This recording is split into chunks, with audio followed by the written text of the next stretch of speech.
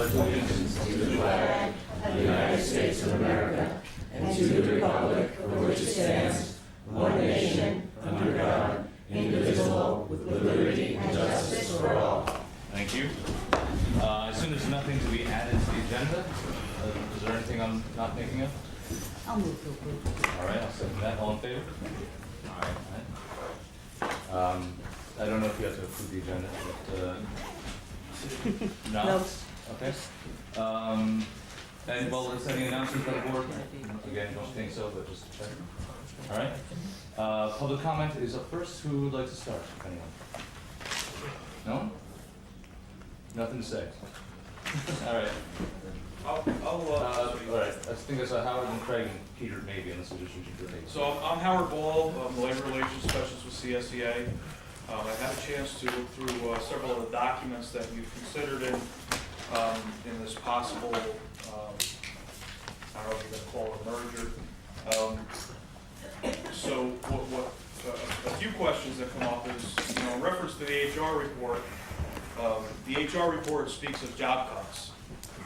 And what I don't seem to understand, and perhaps this could be explained to us, if the village and the town merge in some fashion, the number of roads, the miles of roads, the jobs that still have to be performed aren't changing.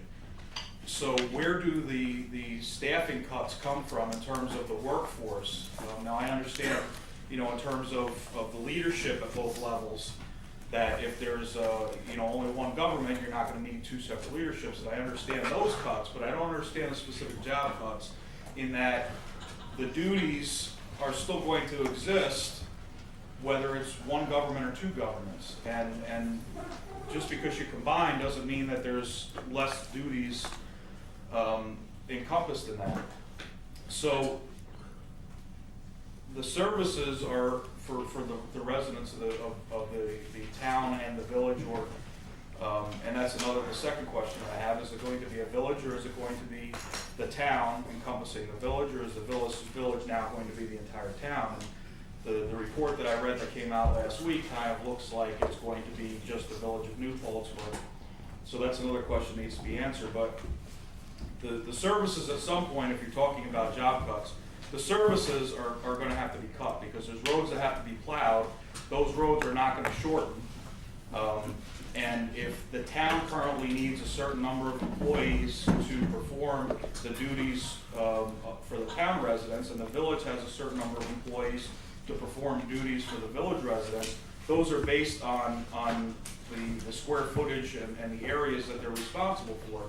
Those areas aren't changing. So I don't understand how the HR report can recommend job cuts. My understanding is they didn't speak with any of the department heads, at least in the village of New Paltz. I'm not sure about the town. In terms of what the staffing levels are, why the staffing levels are what they are, and what the needs of at least what's encompassing the village. And again, I don't know what they've investigated in the town. So it just seems like they're making a suggestion to make a suggestion without properly doing the work to come up with that suggestion. And then again, the second question that I would have is this an intent to be the town of New Paltz and no longer have the village of New Paltz, or is the intent to have just the village of New Paltz and no longer the town of New Paltz? So that's the comments and the questions that I had, just in a cursory review of what came out last week. So thank you. It's whoever, maybe the chairs of whatever committee gets asked, just jump in. And so I don't know if that'd be fine. Public comment. Jason, just Yeah. as a point of order, can we ask the clerk to actually just write down the questions? And then when the public has had a chance to ask their questions, we'll get to answering them. But I just want to make sure that we have a record of the actual questions. Sure. That does kind of run into a cultural difference, that we usually answer the questions as they're answered at the village board meetings. I know the town kind of stays quiet and lets everything in the public be said. I think, well, if we wait until the very end and have a whole pile of questions, I'm afraid that questions aren't going to get answered, and we're going to lose some of the conversation. So it'll also save time if people have multiple questions. They may not have to stay to hear everything till the end, if that's right with everybody. Well, I'd rather just let the public speak and then we can go. So you'd rather not answer the questions? No? I'd rather answer the questions after the public spoke. Let's hear all the questions and then let's answer them all. Well, I just have one other final comment. It really does look like this was put together haphazardly. And, you know, all due respect to whoever's, you know, been involved in putting this together, but it looks like it was thrown together haphazardly. And for government to enter into something haphazardly, very dangerous road to walk, to go down. And Jason, maybe if I just had a comment on the public, I mean, I would like to hear everyone's questions, and it could take time, I think, answering. And my personal belief is I don't believe we're gonna be able to answer every question tonight. I picture this more as if you were looking at a hearing of almost like a large project being undertaken in your community, and you may have public comment go on for as long as needed, and then we close public comment, and then we do the responses. I think I'll just use the first questions asked. I don't know if anyone who's on that committee is prepared to answer those fully and in an accurate fashion. If they are, that would be fantastic. I don't know how the rest of the board feels, but I don't believe that we can sit here tonight and be fair to the people that are present. You know, here we are at 20 of 8 already, and take in all the questions that we have on this and answer them all fully and fairly and present them with no information. That's just how I feel. I don't know if that's Well, accurate. I guess we have to pause in the public comment now because we have to decide how we're moving forward. Correct me if I'm wrong, but my memory, and it may be spotty, is that this is the last chance for the public to ask questions before this board, these two boards get together to decide whether we hire Ken Bond for the $75,000 fee that we discussed back in December.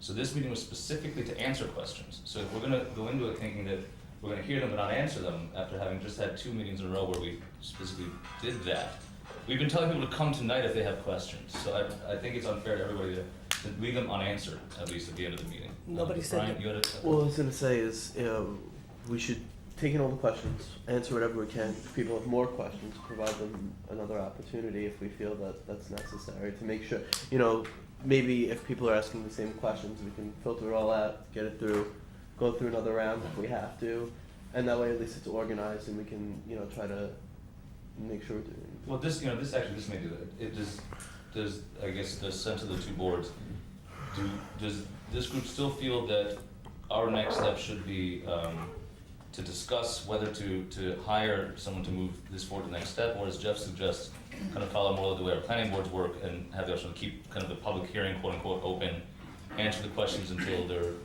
done being answered, and then decide next move forward. That may change things very quickly, but Sally? Yeah. I think you're painting two options, and I don't think that's correct. What are I other think options? we should hear all the questions and see if we can answer them quickly and make that effort, because I think certainly Howard's questions can be answered very quickly.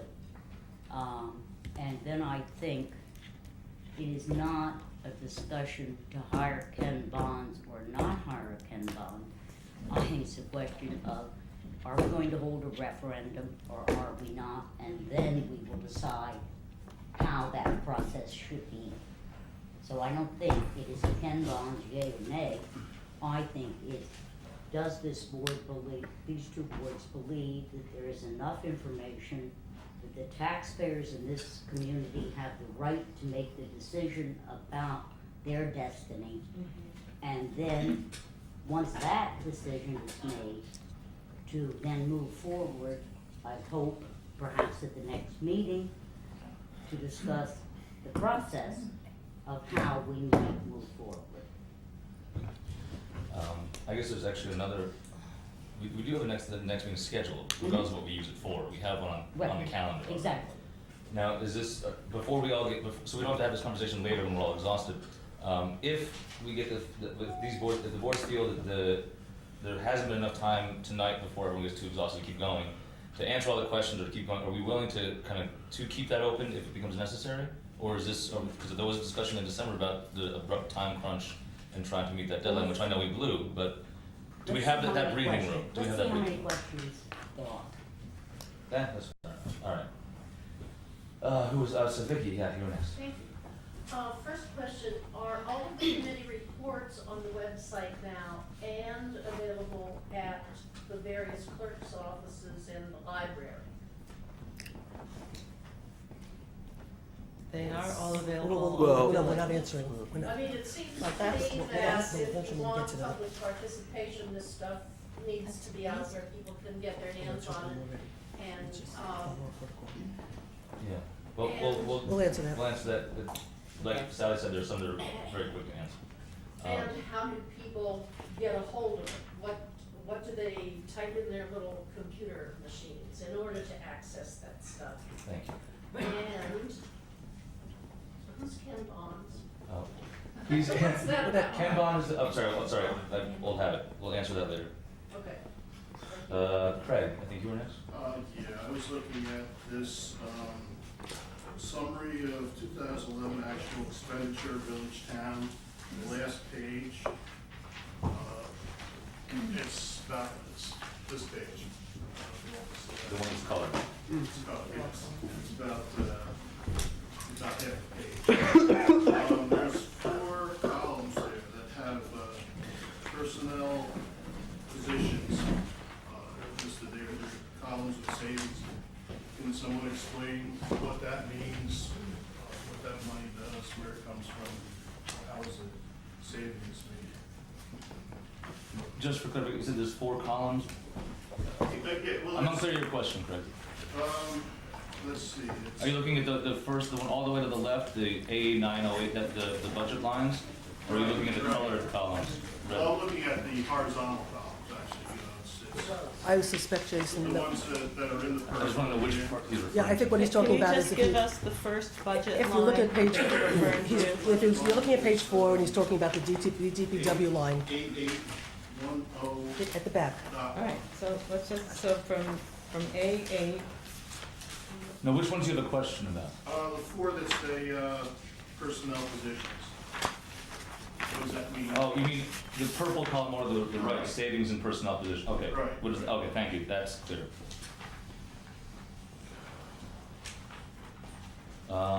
Yes, we can.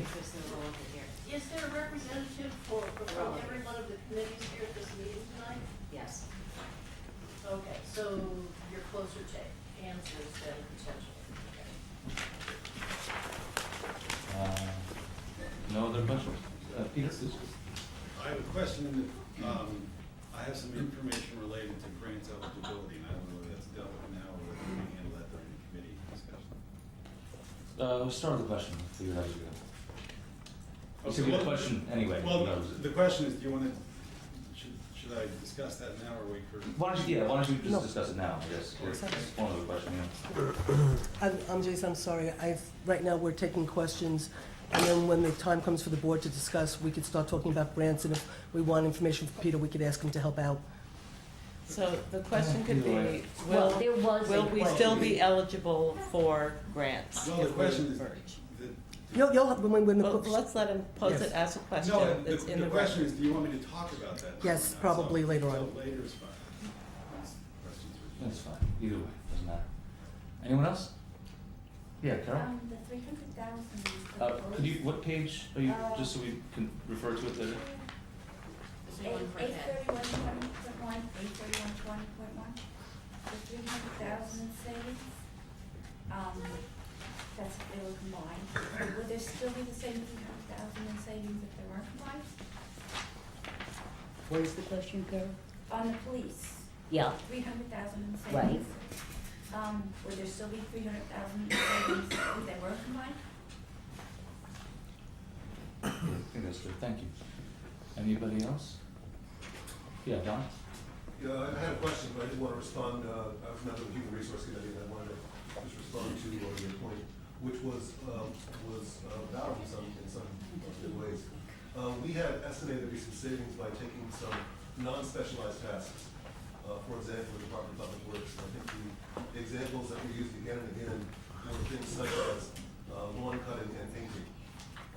Since the report's been issued, I've had a lot of conversations with people in the departments, and I had been, it's been asserted that that's a very small amount of their time. Even things like cutting lawn is done with specialized art equipment that couldn't easily be done by lay people, so, your point is well taken.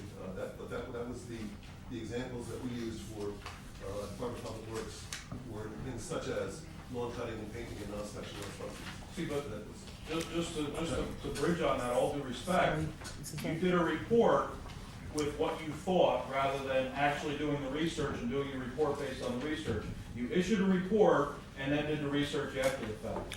And that's why I say that I think the report is We false. agreed on some procedures. Excuse me, yes, but except that I'm sure in the meeting, which means, and if you remember from open meetings law, we have actually little to no right to restrict what people say in public comment, is the point. So we're Actually, trying to public be- comment, and the next part Excuse was me, like, No. Don was speaking, we're not supposed to have, yeah, it's directed at the board, it's not Excuse me. supposed to be Excuse me, Ryan. cross-conversation between, excuse me, let's Don, talk about the if you rules. would mind. the next part was my question. And I guess they're related. I did watch a little bit of the last joint meeting on TV, and the parts that I watched, and I didn't watch all of them, consisted of a lot of people looking for more documentation and more information to back up what they have. And I think that's really important. My sixth grade arithmetic teacher said, show your work. And I think with something that's gonna be so important and that people are gonna be looking at so carefully, it's really important to show the work and show all the background information. So my question would be, is there a lot more information coming to back up the work of the finance committee, the details of how the information has been done so far was arrived at? That's not the question, but I think there seems to be a strong desire for that. And I share it. Thank you. Was there anyone else? Mike, and then Craig again? So I submitted 10 questions by email, is that in the mix there? Yeah, I assume we have one. Do you have any other question? They Or assume, probably, well, Ariane has the computer up, so she can always get them. do. Okay, so yes, we'll get to them. I suppose we haven't discussed when we'll do that, but we'll, I'll read them off if you don't have It's your I choice. just pulled them up. It's your choice. I hadn't seen them till right now, I didn't check this email account today, but, we can definitely, I mean, if these, do you want me to read through them, do you wanna read through them, or? Why don't you just say them now? If you I mean, take some they're time. long. They're Oh, long. they're long? They are long. Well, we'll have to read them They are eventually. far from short questions, but yeah, I mean, I don't, They are the questions that appeared on Facebook. No, Like, why don't you say them, because we're gonna read them, someone will be reading them tonight at Who some got point. the questions? they went to there's the an email NP from- consolidation questions. Oh, Yeah, that we to have. the committee. I mean, it Yeah. was sent this afternoon, Yeah. so. Why don't you just, it would take just as much time for you to say them out loud as for us, so why don't you just do it, Mike? I just requested we have them in question form, so we know what the questions there are are that you need question answers to. form, some of them say, please clarify Okay? as the question, so to speak. The first one, the single largest cost savings line in the expenditure statement is comprised of a collection of DPW and highway item lines. Total savings is stated at $520,000 around. This figure seems unrealistically high for savings realized by consolidation, since regardless of whether you have one or two governments, you still have the same number of roads to be filed, repaired, and the same number of vehicles more or less to be maintained. Consolidating the one garage will save a limited amount of money. So how will this cost savings be realized? And I note that I would like to ask follow-up questions after hearing the answer to that question. 2, regarding line items A 3120, 1, 2, and 4, that's the police line. Why is a $300,000 reduction in police expenditures being counted as consolidation savings when the annotation states reduced due to extenuating circumstances in 2011 no longer anticipated? That brief note seems to imply that the $300,000 reduction has already taken place and has nothing to do with whether or not consolidation takes place. Please clarify. 3, the fiscal committee report contains a sentence that reads, please note, consolidated budget presented reflects personnel adjustments already made in the 2013 adopted town budget. Therefore, there are minimal employee impacts except for elected personnel. This statement suggests to me that labor savings that have been already initiated in the town per its 2013 budget is being presented erroneously in the report as savings that would be obtained by means of consolidation. Those 2013 personnel adjustments should show up as a correction line in the cost analysis and should not be included in the tally for savings due to consolidation. Yet I see no correction. This leads me to believe that those personnel adjustments that are already in place and unrelated to consolidation are nevertheless being included as savings in the various labor lines, in the labor-related lines, such as, and I list, A 9010-8, 9038, 9048, and 9068. Those are all labor-related costs. Please clarify. Line item number 4, line item A 1420.4, law expenditures in 2011 for the village and town were about, I'm going to round, $59,000 and $159,000 respectively. So how could consolidation result in a reduction of these costs to $95,000, a much lower amount than the town's cost alone? On what basis related to consolidation would estimations of costs drop by 45%? Number 5, line item A 1440.4, engineer, is being cut from $137,000 in combined 2011 expenditures to $50,000.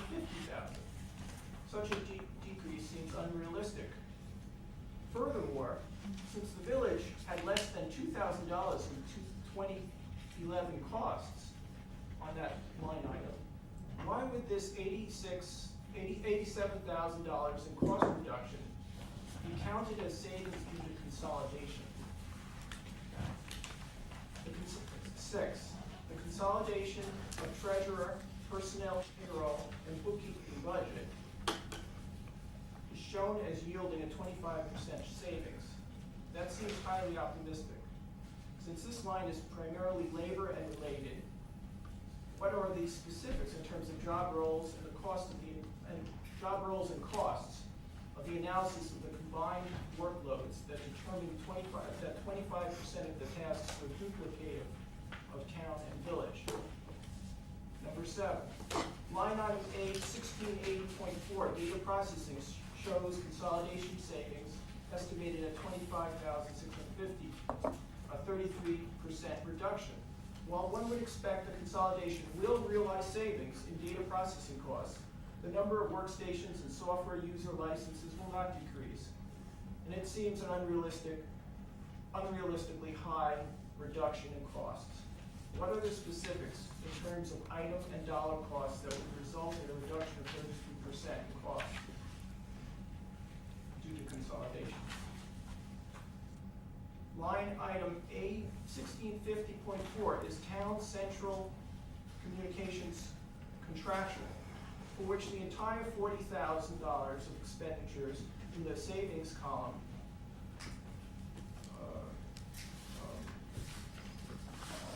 is stated, according to the spreadsheet note, as being absorbed by consolidation into line A 1680.4 data processing.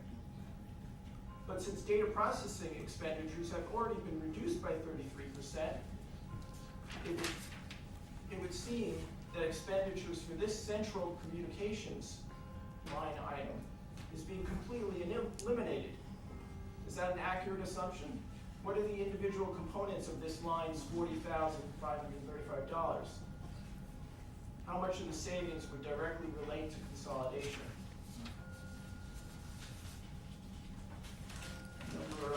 That was number 8. Number 9. Many arguments could be advanced as to why consolidation may be good for our community, but the likely assumption is that for most voters, the tax rate issue is going to be front and center. They will vote for consolidation if there's a promise of significant reduction of taxes. That's why the financial picture of consolidation has to be addressed with the utmost of care. Most people are too busy or too comfortable to delve deep into the analysis of double-checking and questioning of figures given to them by public officials, even if they are providing full information. As elected officials, you are charged with the public trust, with the responsibility to present a fair and clear assessment of what savings would be obtained by the consolidation of the village and town governments. You must have been either surprised and troubled by the many flaws, inaccuracies, and obfuscations that appear to be present in the expenditure spreadsheet, and by the stridency of the fiscal committee's report and recommendation made on the basis of this problematic analysis.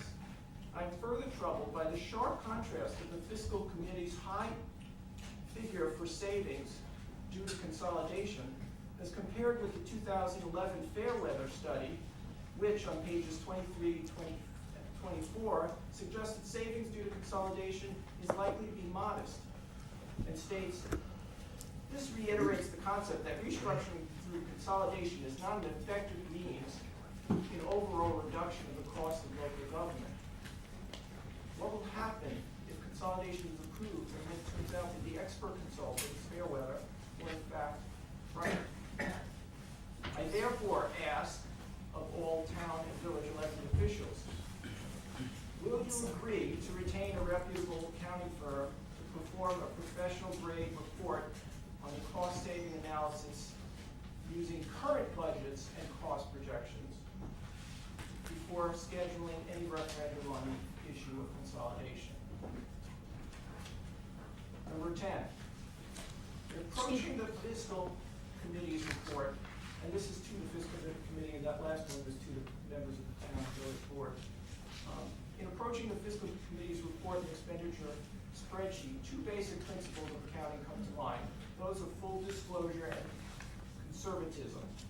The full disclosure principle holds that all present, past, present, and future information that may have an impact on the financial performance needs to be fully discussed. The conservatism principle holds that when choosing between two solutions, the one that is least likely to overstate assets and income should be picked.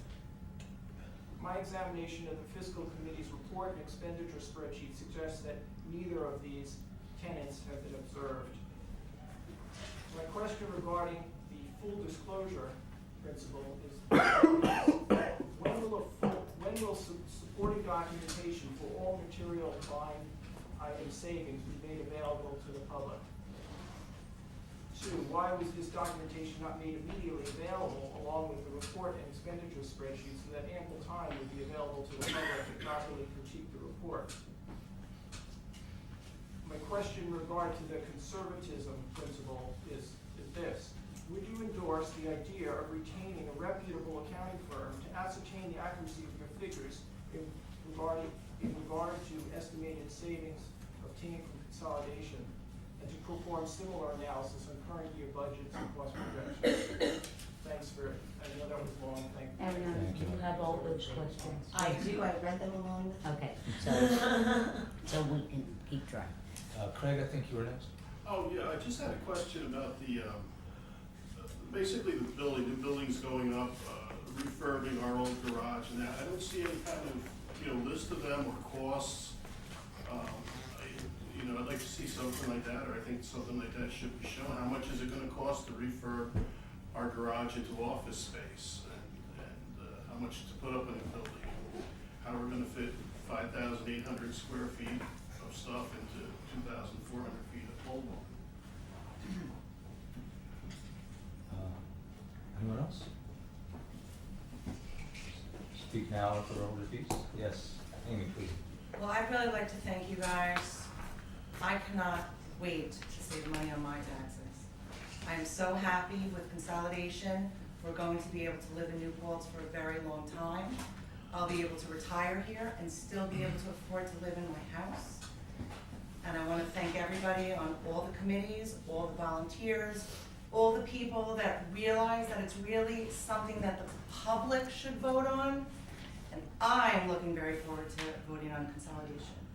I know a lot of people don't come out, people don't feel good, people have a million kids, people are tired, and it's hard to get out.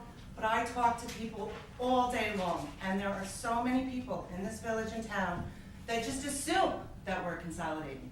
Because to save 1.6 million, and I'm sorry guys, maybe it's 1.5 million, plus get another million from the state for God only knows how long, and I'm so thrilled that the state of New York is taking Newport so seriously that they may even want to make us a model of consolidation. And I want to thank Susan, I want to thank Sally, and I really want to thank everybody who's taking this seriously. Our design department got a little excited about this, and we made this logo for you guys. And I'm really looking forward to sharing it with the community. I'm sorry, excuse me. Was Carmine in favor of consolidation? And I'm giving one to Sally and one to Susan. I hope you guys can put it up in your office and enjoy it for years to come. And I look forward to seeing this in many, many shop windows and on yard signs and on t-shirts and getting ready to vote and getting ready to really spread the word and spread the conversation about consolidation, because this may be the most exciting thing that I have seen in the village and county.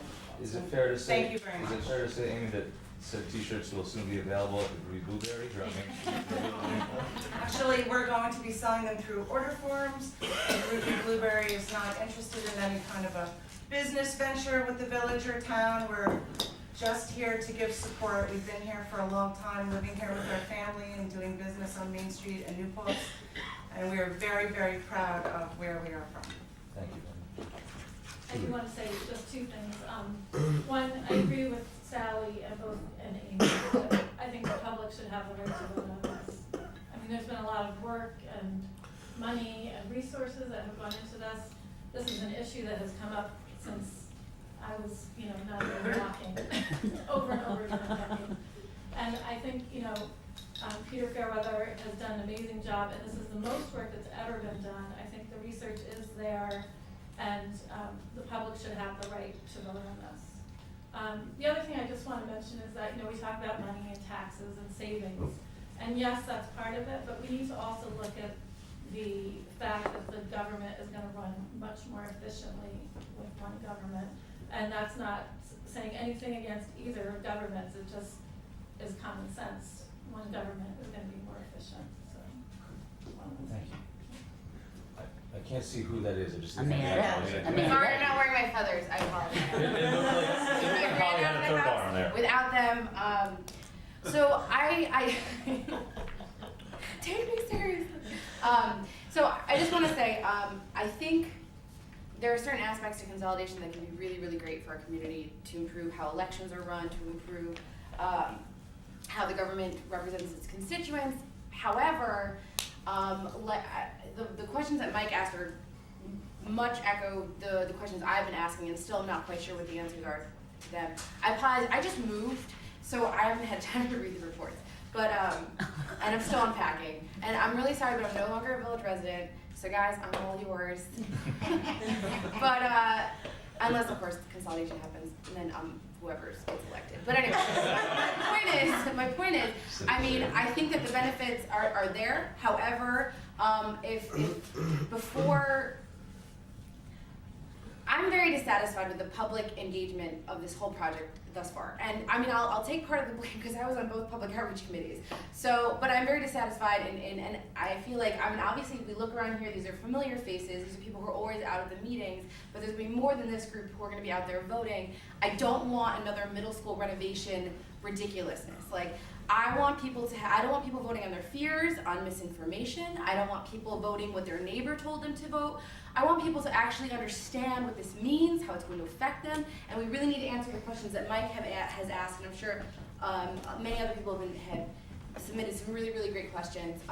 And those do need to be answered, because honestly, if those aren't answered satisfactorily, nobody's going to vote for this. So as much as, I appreciate your enthusiasm, and I appreciate all the hard work that everybody's put into this too, but let's make it worth it, and let's make sure that the public is aware of all the hard work we've done and understands it, so that they can make informed votes, and they're not just like voting on, what they were coerced to do, or they just saw it on Facebook that morning and just, flipped a switch.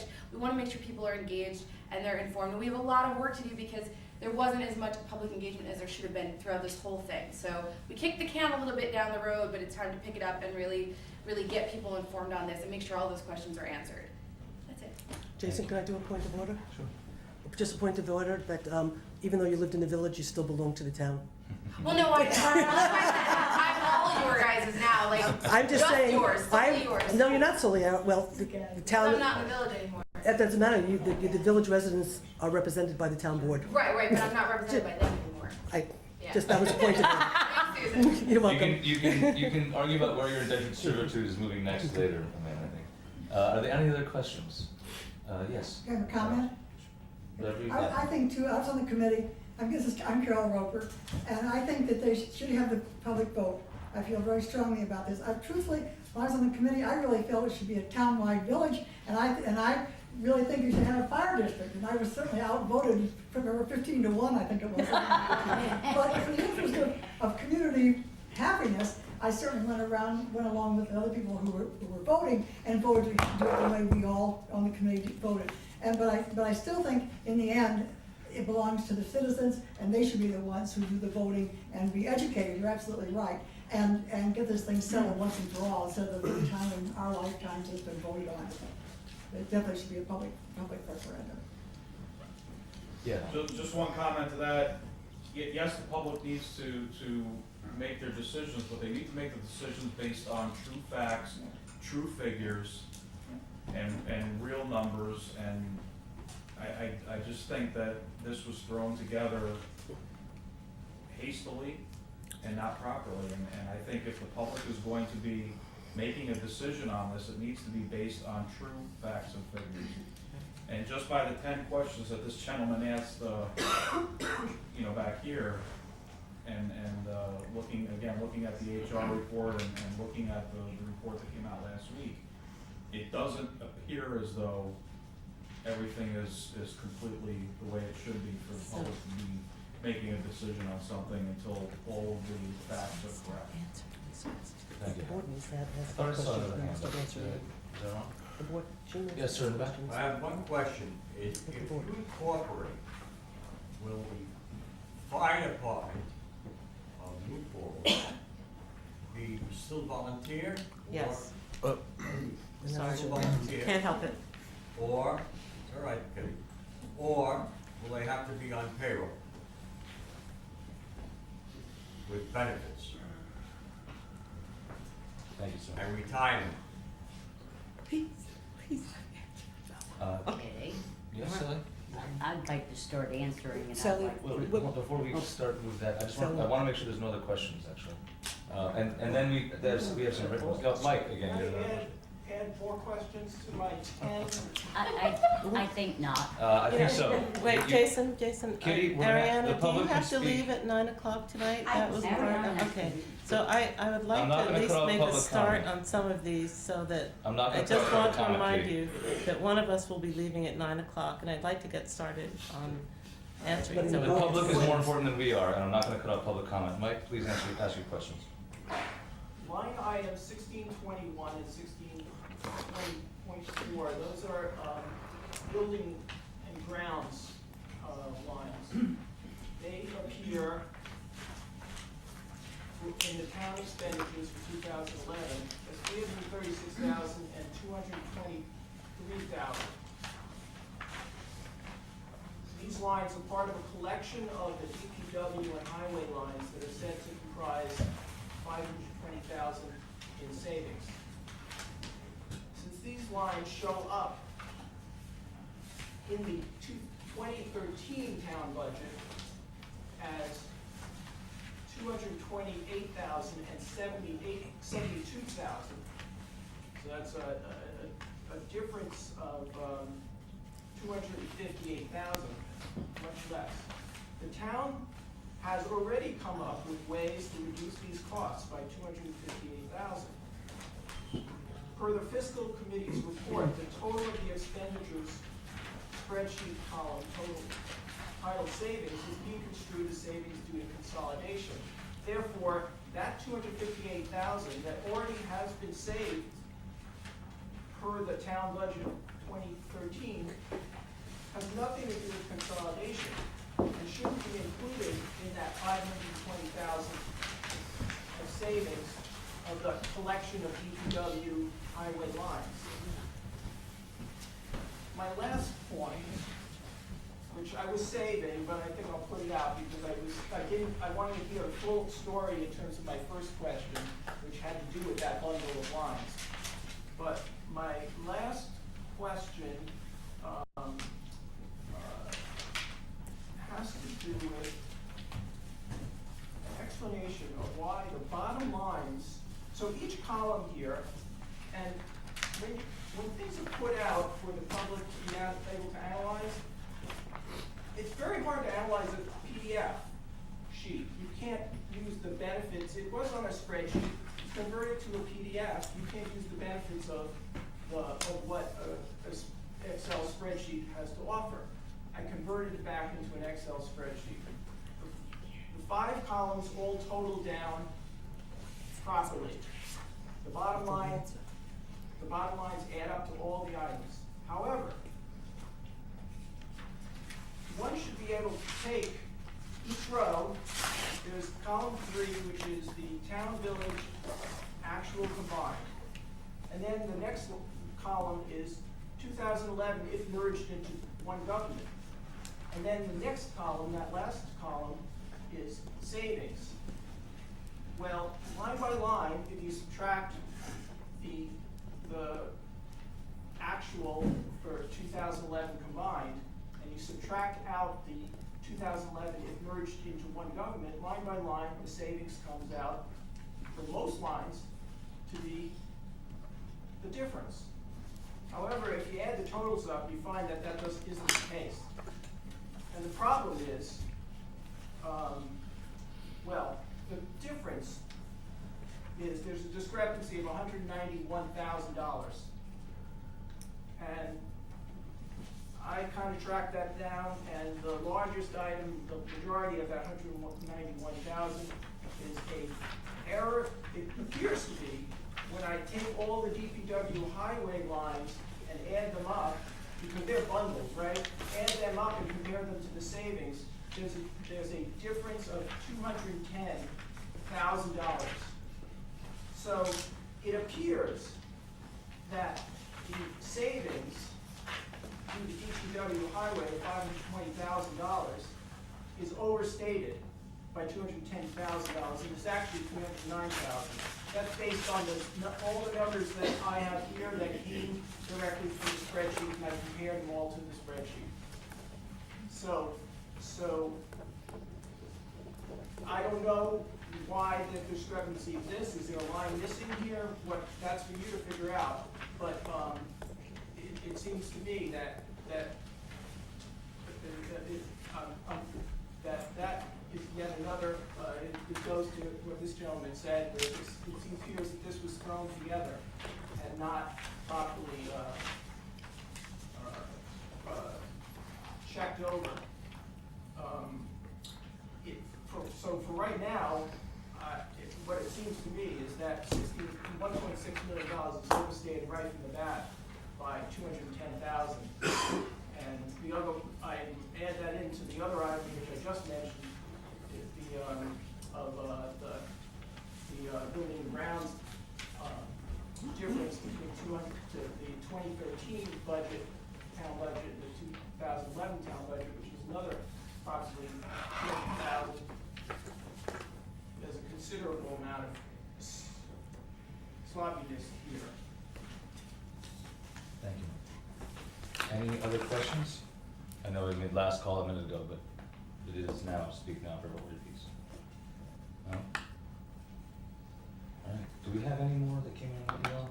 Nope, that was it. That was just Mike's? Okay, that makes it easy. Yeah, I mean, the only other was from Alice and it was actually just what you said about having what's his name? Reputable accounting firm do the thing. Oh, so Alice had asked that, to ask if we were gonna be doing that. She just needed like a suggestion. Okay, thank you. It was any questions? So, Both Jason Lincoln board members ask their questions, so that's going to be part of the process. that's the next question. Do we want to answer the public's questions or ask our own first? Well, can I ask one question before we answer that? How many board members sitting up here have questions that they would like to ask, just so we can get a sense? Jean and Kevin and Yeah, Jeff? 3 of us? I have questions which I sent to that address, and I have answers too, which I will be happy to share with the public. So we have two board So is it a members. yes or no? She Yeah, I was wasn't that sure. She has Yes or questions, no? she has questions, but she has the Kitty answers, wants I'm so. to share satisfied it with with the the answers, public. Oh, but okay, okay. if people. Is that right? if- So three of us I have will share. questions, so why don't we do the public first, because honestly, our question may be answered by the answers Well, the public what, has. maybe what would be better is for, the board members to ask their questions, put it on the list, and then when we answer the questions, we could just start going down all the questions and just start answering them. That's right with you and Jeff? Is that yours now? All right, Jeff, why don't you start then? I guess I would start on the expenditure village town line on the first page. If you go to line 8, 12, 20.1 supervisor personnel line, says there's a saving of 91,000, supervisor line merged to mayor line. Wait, 1220, A, okay, 12220. sorry, I'm on revenue. Sorry, it's not- Okay. Expenditure, there's a savings of $91,403, and it puts as a no supervisor line merged to mayor line. What is that, reduction in? We go down to then line 81340.1 budget. There's a savings of $83,000. How is that, it says consolidate the treasurer's office. If we're going to be having special districts and other types of, special areas, where's consolidation and how's that, where are those savings coming from? We go down to A1410.1 clerk's office, a savings of 43,315. Again, where does that saving, it says deputy and 2 part-time deputies, and again, with the structure that's being proposed, how will that be realized? We go down to A1420.4 law, $80,000, in brackets is retainer, and then $30,000 litigations. So, what is the methodology behind that, savings? We go down to A1430.1 personnel payroll, $60,000 consolidated treasurer's office. So what is the head count currently in the treasurer's office and what will be reduced to save $60,000? If we go over to the next page, A1650.4, central communications contractual. So looking, it says a consolidated A1680.4, which is a data processing line that shows a savings of $40,000, but then the data processing line shows a savings of $25,000. So that would be a savings of $65,000. So what is the methodology behind that? Are we closing multiple buildings? Are we gonna be renegotiating? Is there something happening in phone systems that's going to save us funds? Then we go to line A3120.1, N2 and 4, which is police. 1, 2, and 4, for those that everyone knows, would be personnel lines, equipment lines, everything. First, it lists a budget at $2.7 million. If that line is including 1, 2, and 4, you will gladly be corrected, but our correct police budget is actually around $4 million. It is not $2.7 million, because those lines should include benefits. And it's showing a $300,000 savings, so why is the police budget showing at $2.7 million when in reality it's somewhere between $3.8 and $4 million? And what is the $300,000 in savings?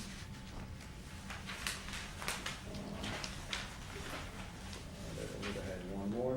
I guess just for another one, if we keep going to our last page in it, I look at line A9010.8. And I apologize to everyone in the public does not have copies of these. They, to Mike's point, they were difficult to get off, and we do need to improve getting them on, so I do apologize to everyone. But hopefully we'll be able to answer those now. So again, 9010.8, under state retirement, it says there'll be a savings of $42,000. What is the methodology behind that? A 9060.8, there's a savings of $164,856, and it's a personnel position, so those last two lines they gave both list personnel positions. The last line, the A 9879.7, it shows a savings of $520,000. It doesn't show in the line anything for department for the village, so I had to go back and refer to the village budget, so I was kind of confused how you get the savings of $520. Was that off the $2 million, or the department just gives, as an explanation, DPW highway line consolidated will save $500,000? And again, what's the methodology behind that? Unless we're going to be closing roads, I guess to pose it as a question. The village, serves me correctly, I believe it has about 14 centerline miles of roads. I believe the town is running about 60 miles of centerline roads, so that gives us 65 miles about of roads. So where are you going to get $520,000 of savings off of the highway? And my last questions are, how many full-time people do we now employ in the village? How many full-time people do we now employ in the town? How many part-time people are there in the village? How many part-time people are in the town now? How many part-time people will be eliminated in the village, and how many part-time people will be eliminated in the town? The other reference I had was, if everyone goes back, this may take some more people to research, not everyone brought it with them. The fair weather report, twice, actually more than twice, but multiple times, the fair weather report suggests that there would be a modest, if any, savings if the two were combined. So what was the methodology that was used that is different than that was used by Fair Weather Consulting Services to see that there would be a greater savings realized? Was that the last question? That was it, sir. Gene, you, please.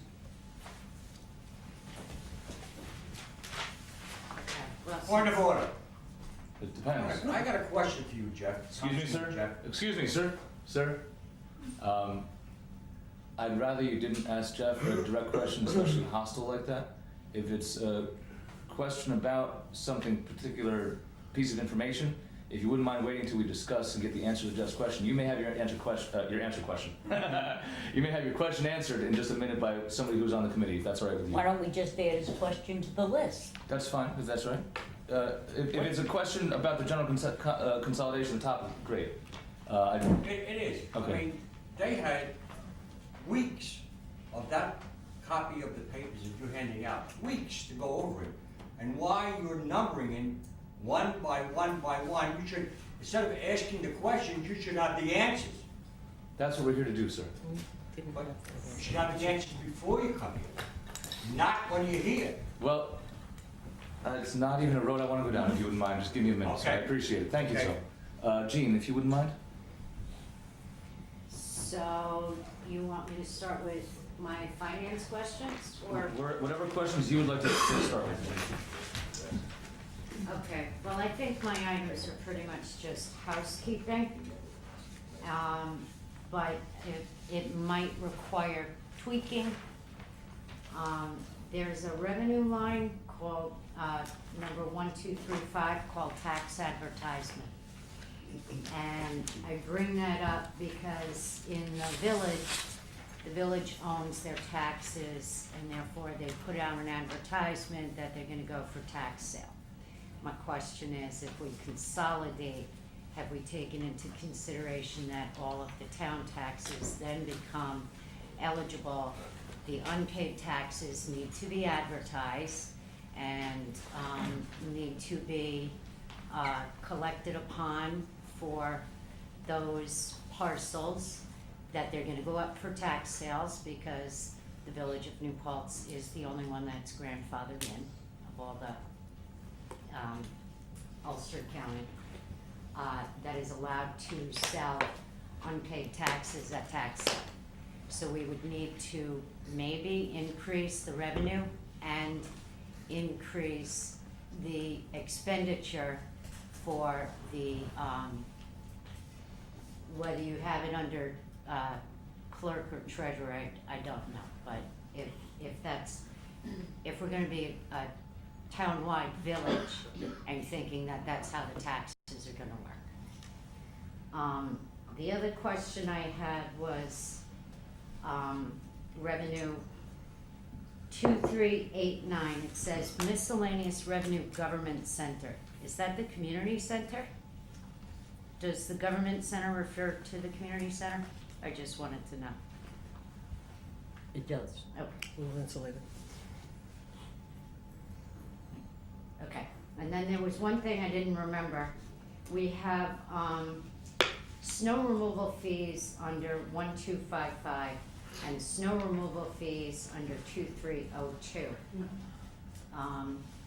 One is smaller, I'm thinking it's just for the sidewalks, one is larger. I'm thinking maybe it can be combined, but that would determine how it's broken down in the comptroller's guidelines.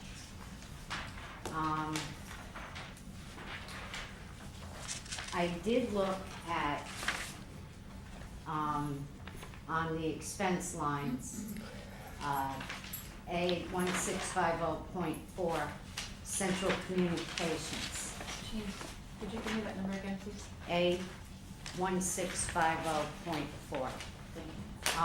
Central communications, I believe, if you look at the comptroller's guidelines, are the telephone lines and the cell phones, and that we would need to continue to have that rather than roll that into data processing, which would be for our financial software, computer leases and things like that. And I think that there needs to be a differentiation so that when you report it at the end of the year, they're in the right classification.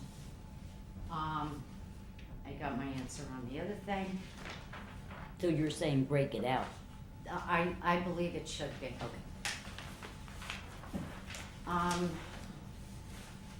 had a question on a 6989.4. Other economic K expense, it's in the village, but I can't remember what it's for.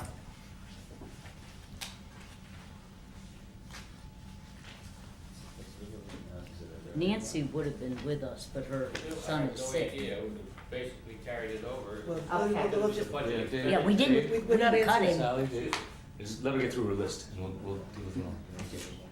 6989. Ian, was that, are you still, was that it? Wait a minute. I'm asking.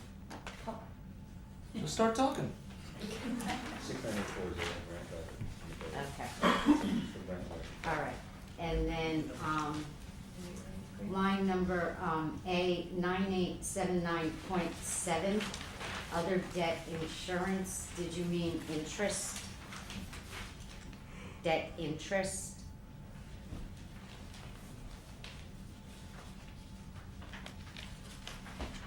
We're gonna ask the question. Oh. Yeah, you gotta just get all your Oh, questions right. keep going? Yeah. Okay, and then, well, that's it on the whole big thing. The only other question I had with that, was that I was on the infrastructure committee where we recommended a consolidation of all of our functions. And, one of our sticking points had also been, sewer 6, because it has a treatment plant, and ultimately, what we had decided was that we should have fully consolidated water and sewers. And yet, that I believe the finance committee reported that we would have consolidated water and sewer districts with the exception of sewer 6. So that was my only other comment. Now, can I move on to the human resources report, if you Any don't mind? question, any questions you have about anything, any of the reports that were filed? So I do have some comments on the human resources report. And I want to say, because I was painted as the one who gave the recommendations to the committee. So you need to know, number one, I did not. Number two, what is attached is the police contract. I have 14 concerns with that, which I will not air because that contract is subject to negotiation right now. My other concern is the PBA contract was not the only contract available. The village contract is public knowledge, the town's Teamsters contract is public knowledge, and there's another contract at the town that also could have been addended to this. They were not. On page 2, I did have some questions regarding the breakdown between the town of New Paltz and the village of New Paltz. And one of the things that was glaringly obvious to me is that it just breaks down the number of personnel. There were no delineations between who's elected, who's appointed, who's civil service, and who's under a contract. That I had a problem with, because I didn't think that it provided the Human Resources Committee with enough information. I think that that should have been taken under consideration in making any decisions.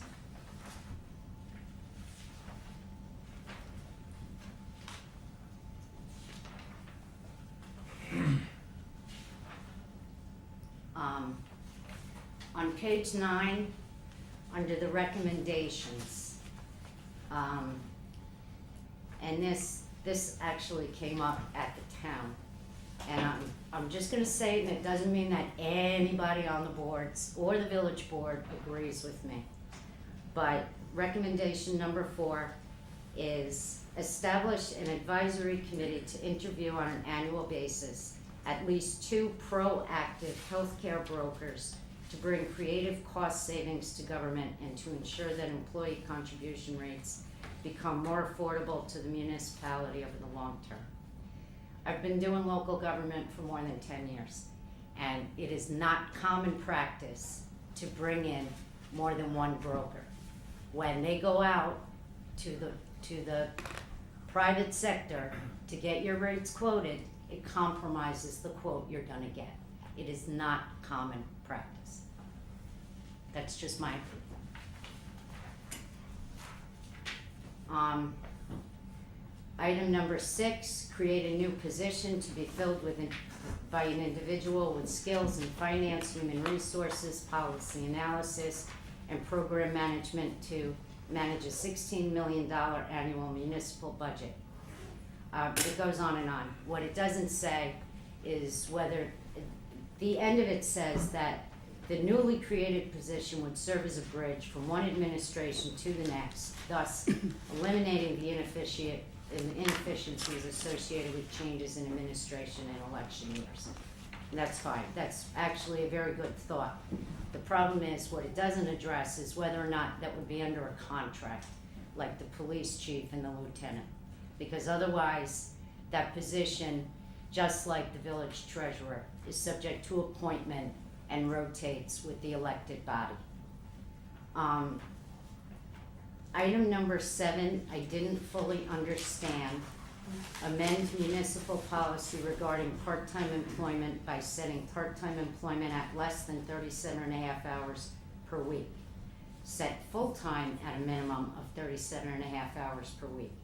The municipality should consider offering a financial incentive to part-time employees in the form of a monthly stipend toward the purchase of health care benefits to encourage health coverage participation. I'm not really sure what that means, okay? I'm just letting you know. And then item number 9, reevaluate overtime policies and practices to reduce costs associated with labor utilization. The municipality should consider using part-time employees at lower labor rates rather than full-time employees at overtime rates, and full-time employees with a compensatory time model at regular pay rates rather than overtime rates. I'm not really in favor of comp time. If you work, you get paid. If you give comp time, you tend to suck it up. So, I don't think that I made the recommendations in this report, and I just wanted you to know that. Because every village employee received a memo that said I made these recommendations, okay? I'm done, Jason, thank you very much. Thank you, Jean. Can I go? You have questions? Yeah. Okay, Oh, sure. are we gonna skip me? What? Oh, I'm sorry, I didn't, yeah, I'm sorry, Kitty, please. Okay. So, I was concerned that the unemployment figures looked low, fully understanding that the Human Resources Committee does not recommend the termination of any employees, which speaks to Mr. Ball's concern at the beginning of the meeting. There is no recommendation in the Human Resources Committee that any employee be fired or positions cut. But on the other hand, there is a sort of natural rotation in employees. Since I've been on the town board, several employees have left on employment, and I was concerned that the numbers were low, but as was pointed out to me, since the Human Resources Committee does not recommend the termination of any employees, the committee went with the existing numbers that had been most recently used. So it would be the burden of any new government to make the decisions about whether or not any employee on either side is going to be retired or unemployed. But there is no recommendation in here to fire anybody. And just so that Jean can sleep a little bit better at night, your name does not appear on this report. It's not in it, it was a memo circulated to village Right, but most of employees. us who saw this That's good. never associated you with this report, so. The Planning and Zoning Committee that I served on did recommend that if our communities merge, we create a joint master plan instead of continuing to spend money to create a plan for the town and a plan for the village and never being able to work together about how do we create denser zoning in the village and all of that. And I was concerned that there was no allocation for that in the finance report. But as was pointed out to me, there was no recommendation in our report that that kind of money be allocated. So, on the other hand, I think both communities know that we do have in our future some expenses, whether or not we merge, that will come as a result of both of us having extremely obsolete master plans. But there will not be an allocation for funding for a joint master plan under, it was not the charge of the Finance Committee to estimate what that would cost. I was surprised to see that the new board, if merged, was recommended at 5 people, because the steering committee that I served on hadn't really come to a determination about whether it would be 5 or 7, it could be 9. You know, the number that is in here is for 5 people. If there is a merged community, then I imagine there will be a process of attrition as elections occur, and the numbers will be whittled down, and those boards, that board, will have to determine what the final number of elected officials is. I was concerned that in none of these reports do we mention the fact that the Fairweather report is a government efficiency report. And many of you picked up on the fact that the report said over and over again, this is not necessarily the way to save money. This is a way to create a more efficient government. That was the proposal that we sent out. That was the proposal that we got back. There are probably 18 meetings of the committee, which was a joint town village committee, Jason joined us after he became mayor again, that are online, and you can watch the entire deliberation process. And it really is instructive. Many of your questions are answered there. But I am concerned that nowhere in here do we tell the public who may be new to this that it was never the assignment of the consultant or the committee to come up with a reduction in taxes based on this. Excuse me, Kitty. And I want to say that Jean what had was wandered important into a to me. statement, but sort of a question. Is there a question as well as a statement? So Just a my comment. question is, will you let me finish for once, Jason? As long as you In, ask in a my question, so we lifetime, can will I respect the ever get to public. finish speaking before you interrupt me? Yeah. Would tonight be the night? I was hoping that you would respect the public, I see not, Okay. so please continue. I would like some respect from you, but that's not gonna happen. It's earned, Kitty. not just So given. let's just make it clear that the assignment we got when we finished our meetings was, if you, as the two boards, can find a way to save money based on this report, that's our job. But it was not the job of the consultant or the Government Efficiency Committee. And that's all I have to say. Thank you. Brian, your questions? Yeah, I'd just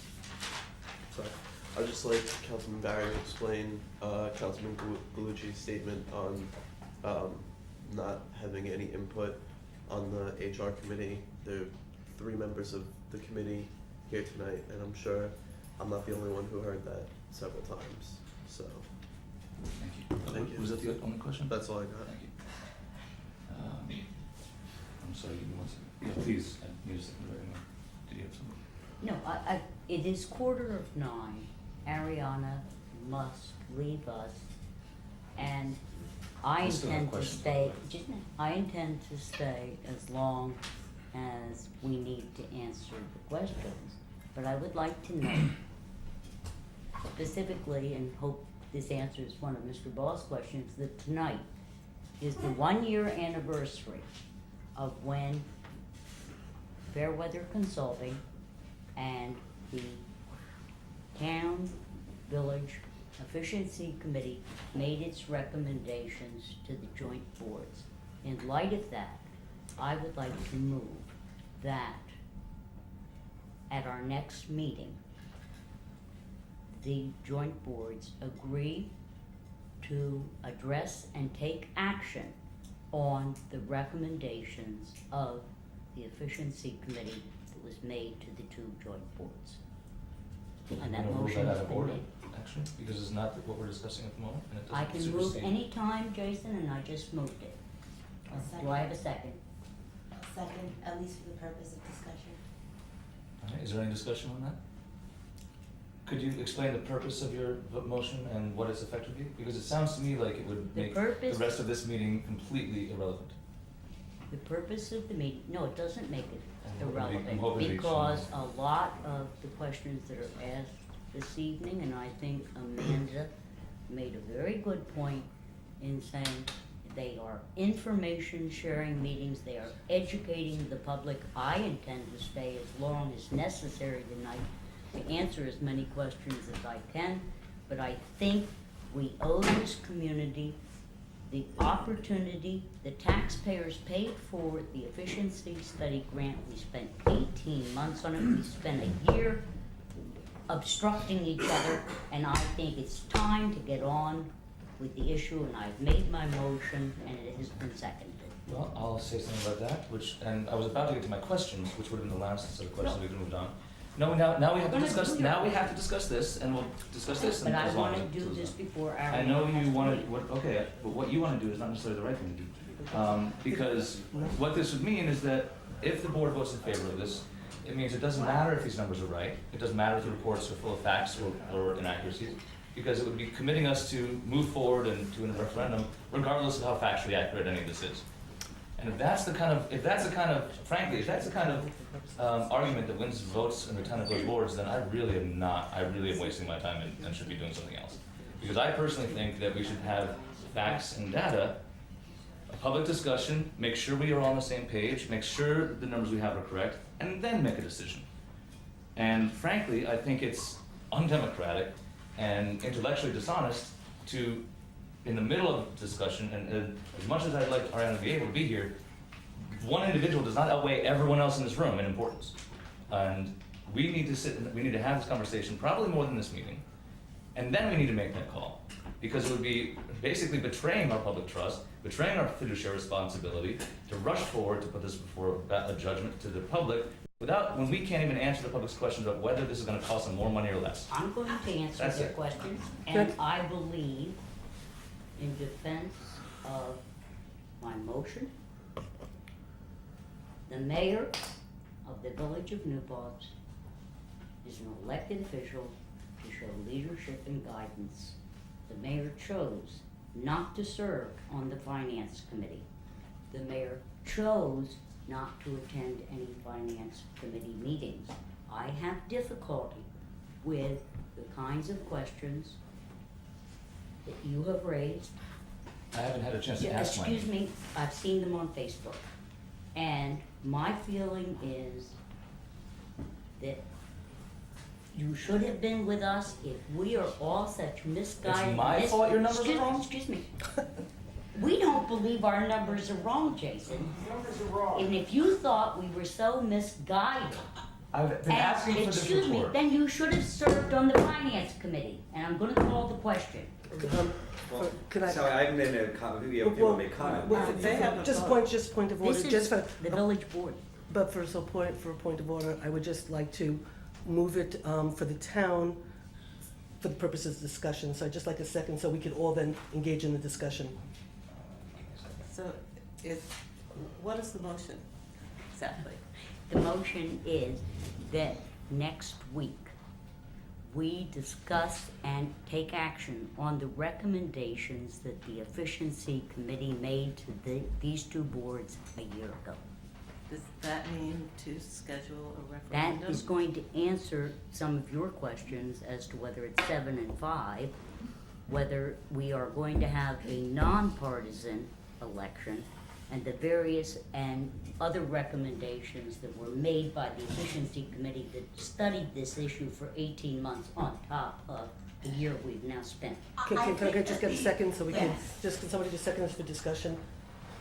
I'll second it for discussion. Thank you. Now So all the board members can talk. I think part of the idea behind this is that we accepted the recommendations, but we never discussed or adopted any of the recommendations. And that was, to my recollection, what was done. And just for full disclosure, and I've said this many times, if nonpartisanship is not a part of this, I'm not in favor of consolidation. And if we are going to have the election during the regular general elections, I'm also not in favor of consolidation. So I think if we are going to move forward with certain things, it is about there are some really key sticking points for me that I will not be supportive of this without. So I think in order for us to move forward at all, this isn't necessarily, the action taken isn't necessarily setting a vote date or saying that, this document here has anything to do with it. It's much more about specifically the recommendations that were, this is why, and this is part of why I gave my second. It's specifically about the recommendations that were given to us to begin with that we never actually have discussed.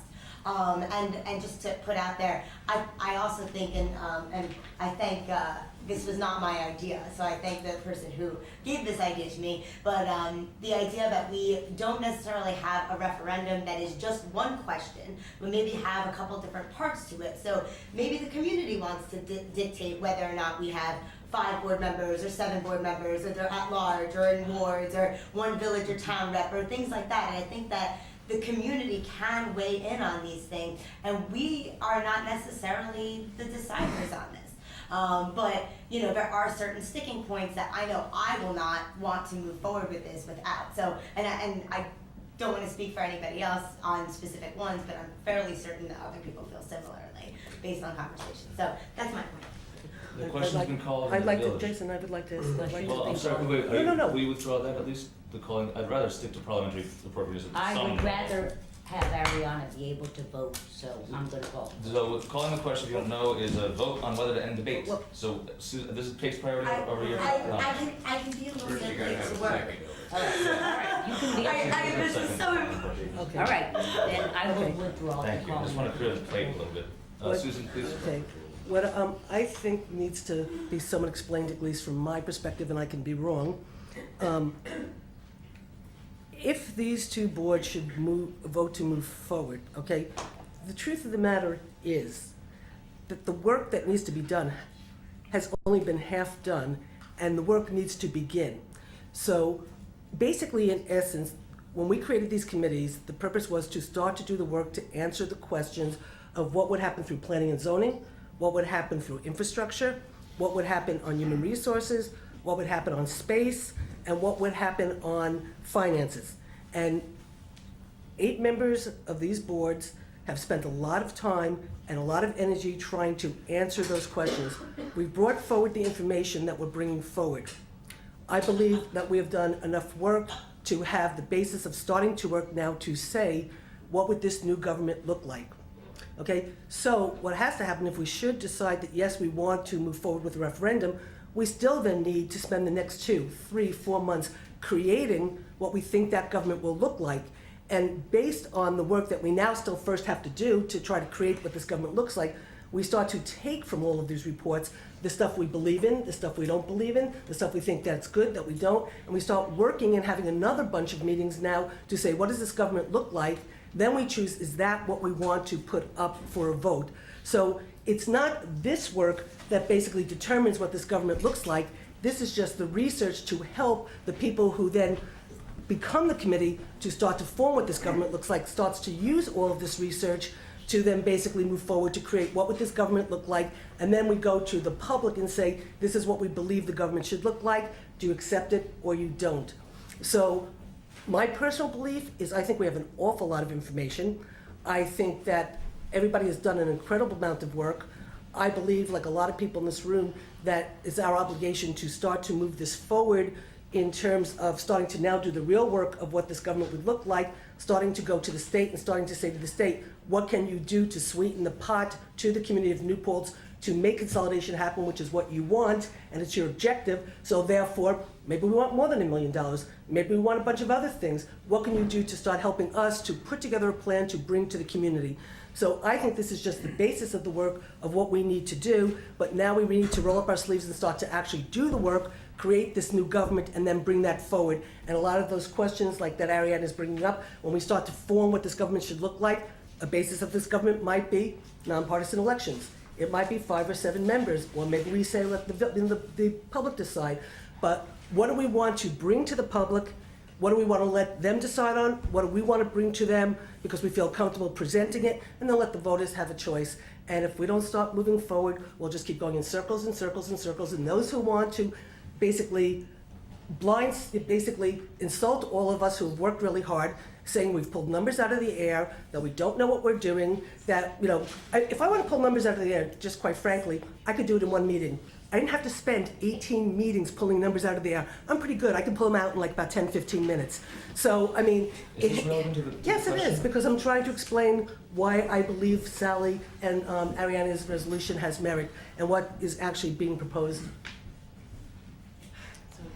Did Sally, did you withdraw your motion? No, she just withdrew a withdrew procedural motion. the procedural Oh, motion oh. to vote with. She wanted to let me speak. I see. Stuart has a point.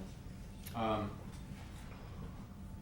sure this is confusing to the public. When you're looking at a potential merger, there's 2 basic things. There's the financial part, which we started with, and the financial committee has reported, and we have all these questions. And then there's the governance, and both of them are equally important. And I think we're kind of overlapping them now. So I think the important thing, if we're going to move forward with that motion, which I'm not opposed to, is that everyone has to know that these things have to work in parallel.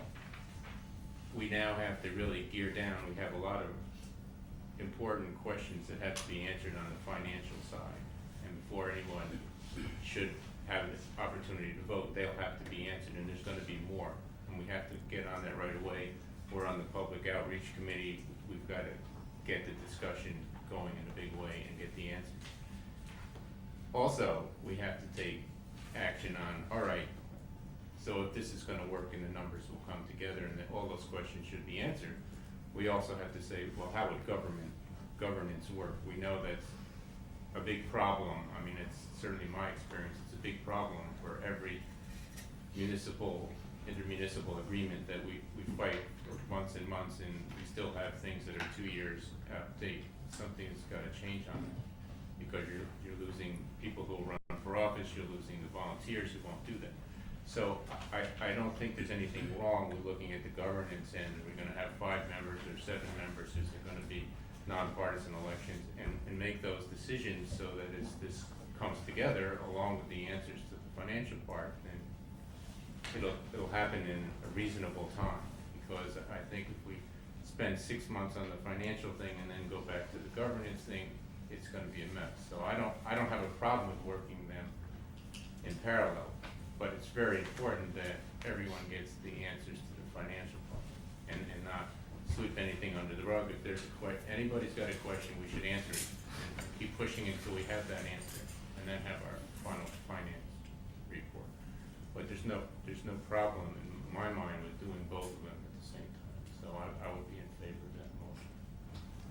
Any other comments? I think the comment I would have, and Stuart, I would agree with part, I think there's more than 2 parts. I think you have a very large legislative part that we look at and an administrative part. And that is how our governments are designed, into a legislative branch, which is what we're looking at here. And then we have our many administrative branches, which do everything from our planning boards to our police commissions, our environmental commissions and whatnot. I understand also that, that there's been a lot of work, and I respect a lot of the work that's done, and I don't think anyone's accusing anyone of making up numbers, but I would like to just look, we should learn a little from history, and one of them was brought up was, how did the vote go when inadequate information or numbers were used that possibly were not correct when we went to go vote on having a fire district? How did the vote go on rehabbing the middle school? How did the vote go on purchasing a piece of property by the Lenape School? How did a budget vote go? These are all votes that were taken in the last, I believe, someone can correct me if I'm wrong, within the last probably 36 months in this community. And they were all voted down by a tremendous number.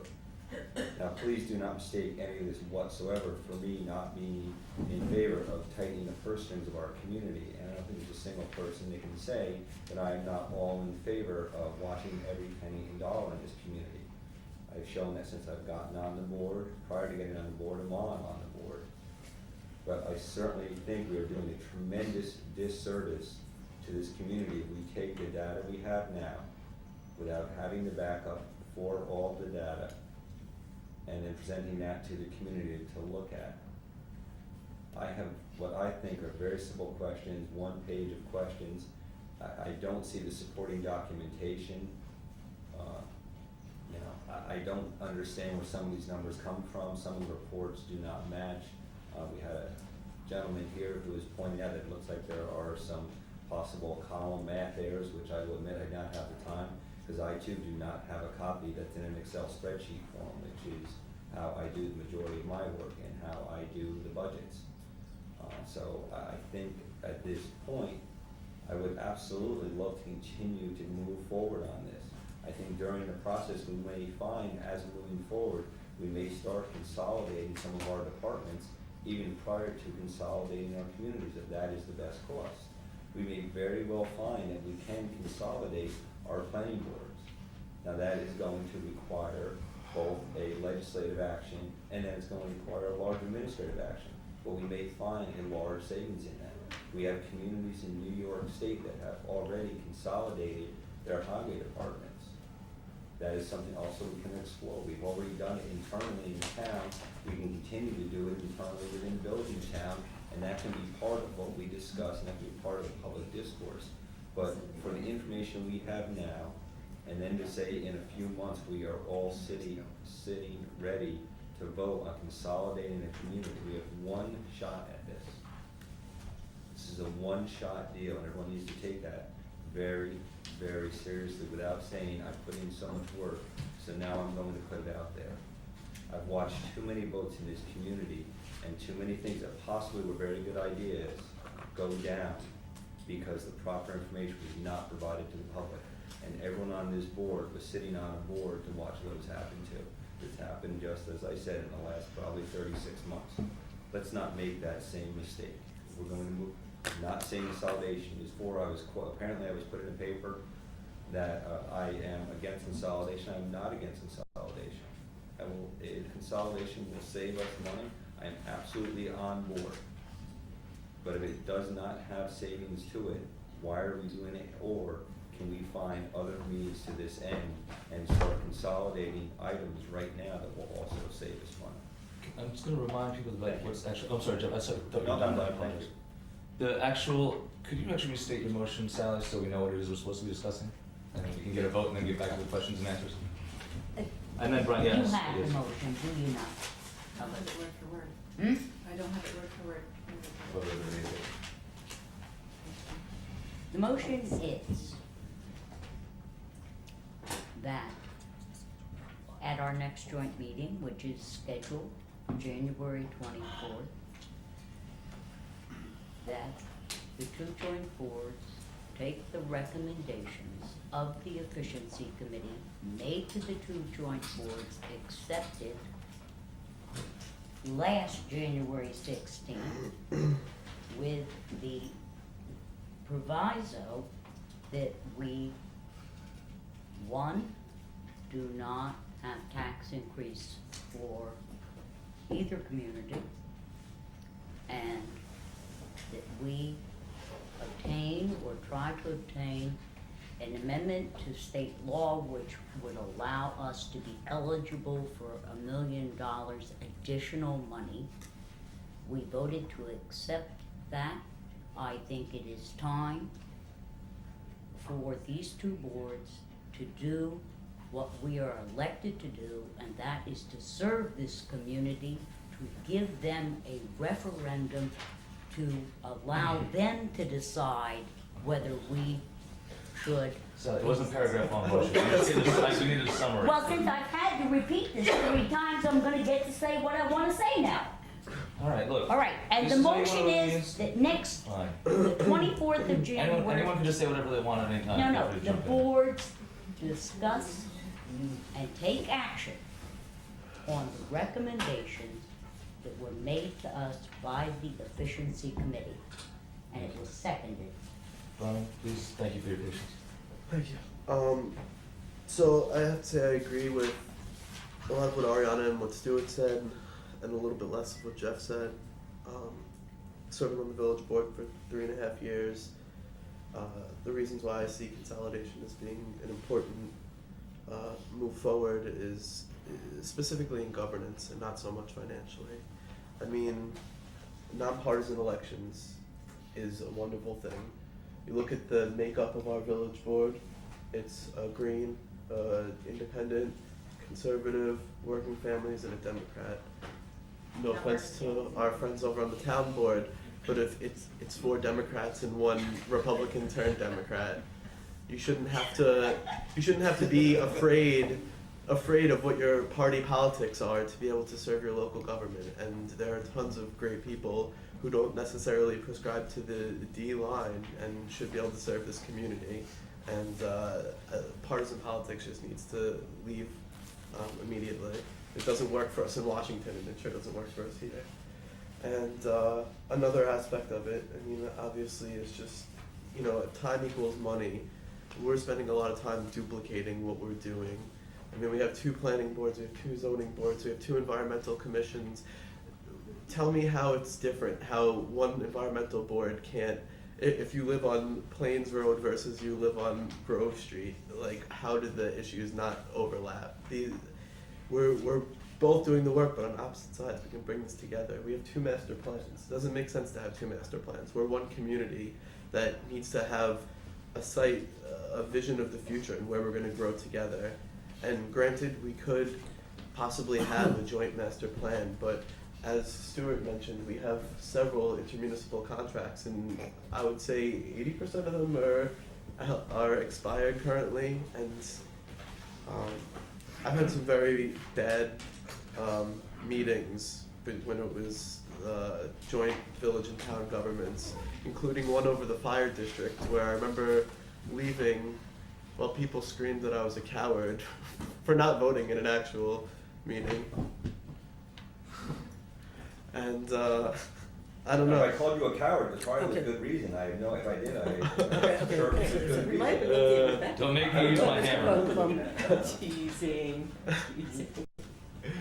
But no, I mean, and there are just really a lot more reasons, and I'm not very in the right state of mind tonight because I'm sick, but I'll have a better list of them. But really, what it comes down to is like the finance is an important part of it, but you know, duplication, 2 websites,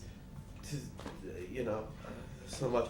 Okay, so what I'm going to say is that really it's not about finance, it's about government. I think we will see savings in finance eventually as things slowly come together and we consolidate, but I agree that we should move forward as to seeing what the shape of the government looks like, because if I don't see certain things, then I will not be voting for it.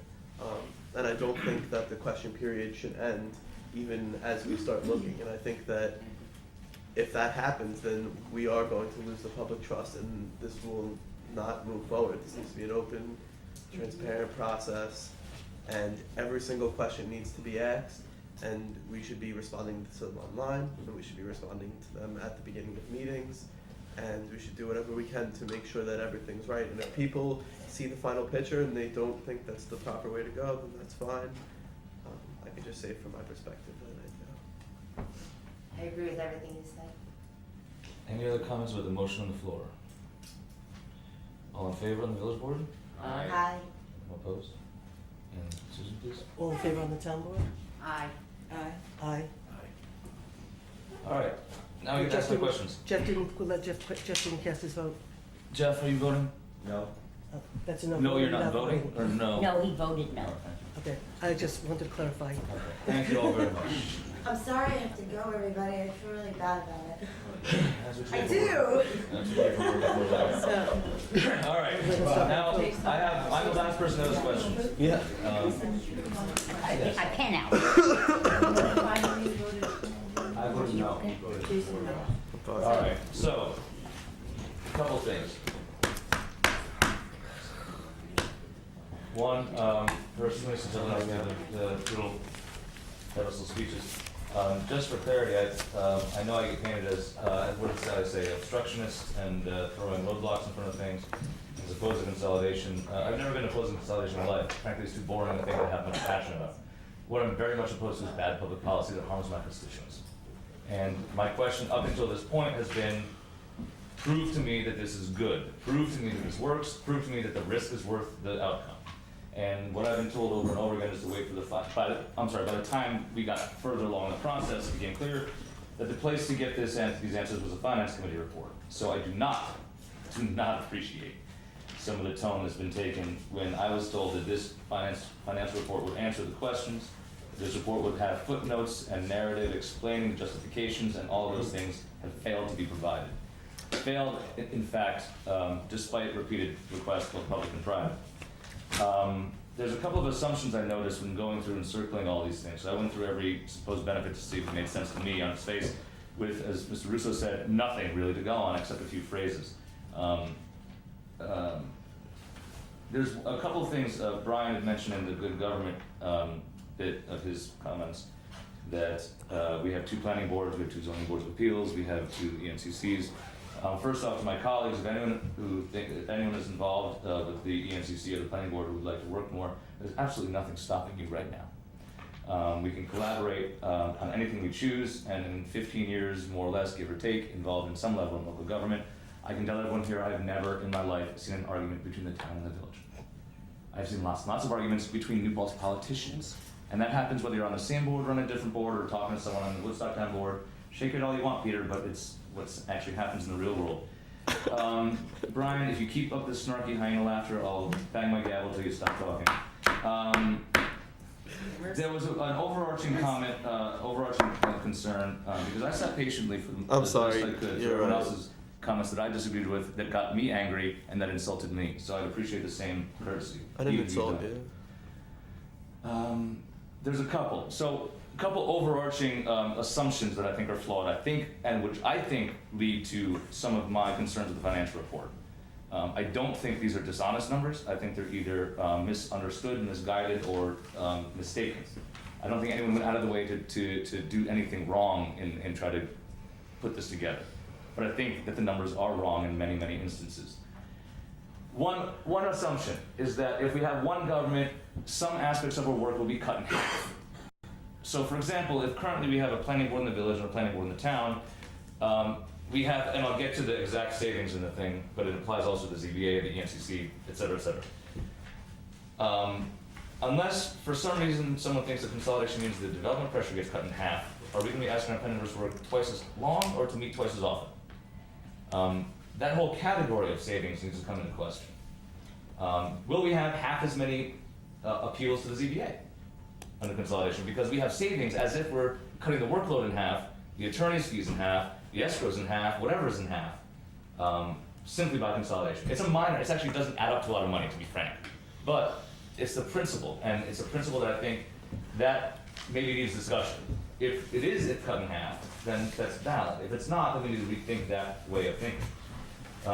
There's another overarching assumption, and this I think Mike Russo mentioned, as did Jeff, I think, that there's no distinction in this report between savings unique to consolidation and savings due to a cleanup of poor past fiscal mismanagement in the town. The glaring one is the $300,000 claimed as a savings to consolidation that is actually attributable to a one-time bump in the town operations. I guess 2 years ago, in 2011. There's another one, and I'll go through them all, but just to illustrate the point. I think this is one that Jeff mentioned, but A90 60.8 hospital medical dental showed a savings of $164,856 under consolidation. And I asked Nancy Branco, that savings is $164,856 claimed for consolidation. The only description we're given is, quote, savings in elected and other personnel positions, end quote. I asked the village treasurer, Nancy Branco, who served on the finance committee, and she told me that savings comes from positions that the town eliminated last fall and already reflected in the 2013 budget. So, not anything to do with consolidation, but claimed as a benefit to consolidation. So my first question, and it's not something I believe that anyone here can answer, to be honest, is how much of these savings, of the $1.6 million in savings, is actually due to consolidation, and how much of it is because the finance committee did a fairly good job of sussing out some bad bookkeeping or some better ways to do things that we can take advantage of whether we consolidate or not. So what's unique to consolidation, and what are we saving whether or not we consolidate? So let me go through. It's going to take a few minutes. I'll try to skip the ones that others got to first. Let's see, on page the revenues, A1130, the gross utilities tax, says there's $66,250 in increased revenue, but no explanation as to why. It says just now available town-wide. I didn't realize that is the town able to collect this now, or why is it not being collected now? Is there that a difference between town and village? That's useful information to know. What number was that? Oh, I'm sorry, it's right in the first page of the revenue page. A1130? A1130, yeah. So, and then I had the same question Gene had about snow removal fees and the increased revenue there, specifically because I do assume that part of that would be some of the fees that the building department and the village collects when we charge you all for not plowing your sidewalk. And so there's not much sidewalk outside the village. I'm wondering if that's a percentage. It's a minor, only $1,000, $2,000 or so. State aid merger grant, A3902. There's no explanation of, I actually have no idea what that is, and I don't know if that has anything to do with consolidation or if it's something else. But that's, again, maybe a minor point since it's revenue neutral. I had the same question over Jeff. If you turn to expenditures, the A1210 section, mayor and supervisor, personnel and services. Obviously, take whatever I say as a grain of salt, given what I get paid to do. But when we're looking at a savings of, when you add up, if you add up the two, what the mayor and supervisor and what's in this line currently, and when you do the math on the total for those lines, we're looking at cutting $20,884 out of that. I'm just curious about what is not gonna get done, or what's anticipated not being done, or what would not need to be done under consolidation. Again, the type of justification we would need to be able to review this as a public and make an informed decision were a referendum to be held. 81320.4, auditor, savings of $14,917, says simply one audit needed versus two separate audits. Now, my understanding is an audit is more a function of the amount of your budget and revenue and not the size of the operations, in terms of square mileage or anything like that. So if you take, for example, a $10 million operation and a $5 million operation, and put in a $15 million operation, it won't necessarily cost you 50 grand less to do the audit. Though I could be wrong, it'd be nice to have some kind of documentation from our auditors to confirm that. And actually, now that it was brought up by both Alice Andrews and Mike Russo, it would be a good idea to have our auditors check over this entire thing. As one side note, I did foil the town clerk and village clerk for all emails, spreadsheets, and worksheets that the finance committee used to come to these numbers. I haven't heard back from the town. The village clerk informs me, which I knew already, frankly, but had to put on record that I cannot get these records because they're not kept by the municipalities. I do know that emails are foilable, but I don't know the mechanism and all that. It may not be. It may be a moot point if we can simply get clear answers to this. Excuse me. A1340.1, savings of $83,065. It's simply consolidated to treasurer's office. And when you look down at the treasurer's office, which is A1325.1, where we have an increase of $74,000. When you actually do the math, the numbers are wrong. It's a decrease. Yeah, a decrease. I'm sorry, other way around. Thank you. I was thinking revenue. But when you do the math on A1340 budget and A1325 treasurers supposedly consolidated, it doesn't add up, and it's just arithmetic. I'm not going to bother you. It's a difference of $10,000 is all that I found. A1410 clerk's office, savings of $43,315. The explanation is reflects one full-time clerk, one full-time deputy. We currently have a full-time and one part-time deputy, and then two part-time deputies on top of that. I'm curious as to why we would need less staff. Again, there's no description of what work was done that will be reduced, and the HR committee report is of no use in that regard, since, as they claim, despite, in my mind, the evidence, that there are no personnel, no staff cuts to be made, except through attrition where possible. And that is the caveat in that report. They do not recommend not eliminating staff. They say we shouldn't fire anyone unless necessary. I'll leave it up to you to decide what necessary means, but the finance committee seems to imply that there was changes to personnel that would save us money. I'm curious, in the absence of workload analysis or recommendations of staff cuts, I don't know where that savings is coming from. A1420.4 law currently has the joint, the current town village actual combined is $174,481. That's what we spend on lawyers now. The recommendation is we spend only $95,000, a savings of $79,519, which seems to me, when you add in the fact that what this comes down to is that the finance committee seems to think that a consolidated New Paltz would only need to hire a lawyer for the same amount of money that the village does now. That's not what the figure is. We don't pay 95,000. Excuse me, I'm asking my question. No, but I'm sorry, I will give the explanation. This is one attorney at $65,000 a year plus $30,000 on top of that for litigation. I understand that the village has a much lower litigation threshold. That makes sense to me, the $30,000, but not the $65,000. The range has been about that. It is less than that on the village. It's not an exact figure, but a slight increase in what the village attorney is paid now to cover the town and village seems unreasonable to me, and I'd like an explanation of where those numbers came from. And that's frankly what I'm going to be saying for the next 10 minutes. Where do the numbers come from? It's a question I've been asking for a year and a half since I joined the committee. It's questions I annoyed and harassed Peter Fairweather with. He can tell you how much I got under his skin about that. And it's questions I still, to this day, have not had an answer to. All right, A1430.1, personnel payroll. That says consolidated to treasurer's office at a savings of $59,870. I don't see a commensurate increase somewhere else. So again, are we reducing staff, reducing work? And if either of those is true, why? Let's see, A1440.4, engineer, savings of 86,971. Again, there's no justification for the savings, no explanation of why the work magically reduces simply by having one government entity. Let's see, A1650.4, Central Communications, Gene went through that, I won't double that. Even though it's been said before, the police needs to be mentioned again and again. 3120, 1, 2, and 4. $300,000 in savings to consolidation. Even in the notes here, it says, quote, reduced due to extenuating circumstances in 2011, no longer anticipated. And yet it's added up to justify a supposed $1.6 million in savings to you all if we go through with this. That is simply just not true. The numbers are wrong. And not all of them necessarily, but we don't have the basis on which to judge that. And it'd be nice if it was provided.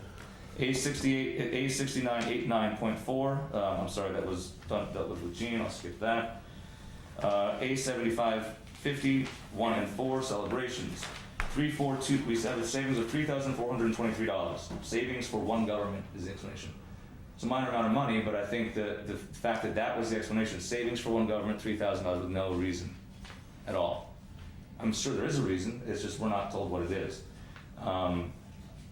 Let's see, A8010.1 zoning, $11,731 in savings. The justification reflects one merged zoning board, but doesn't explain why a merged zoning board will operate $11,700 less annual expenses.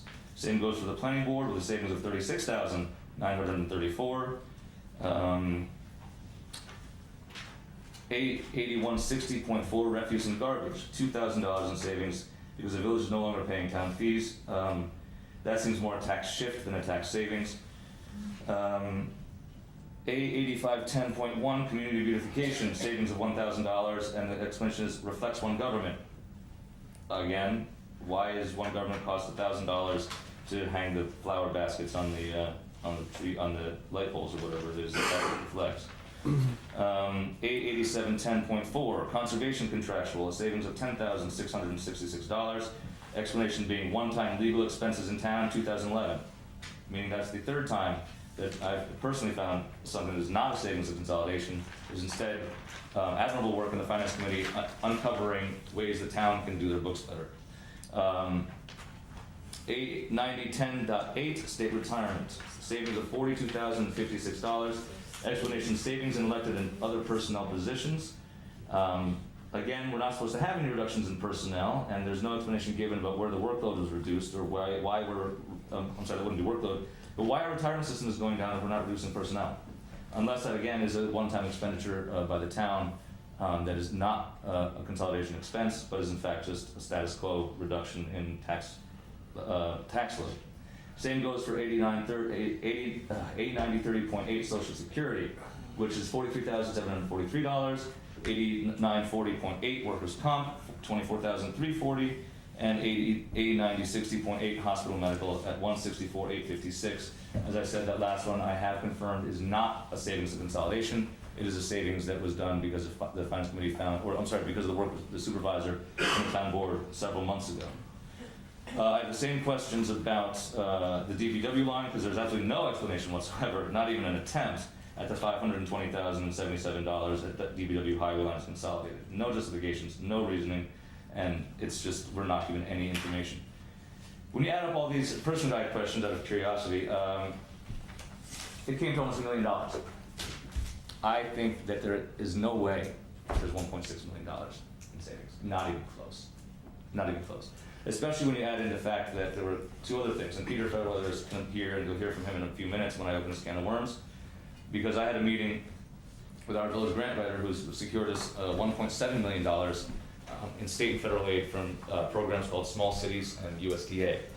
When you saw the work being done on Huguenot Street this summer for the sewer line, that's $600,000 grant we got, no match, we just were handed a check. That goes away, gone, forever, goodbye. It's based on income.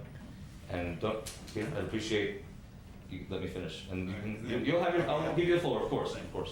But I have to report what my grant writer tells me about this. So our grant writer, who has actually secured these grants repeatedly for the village, tells me that's gone.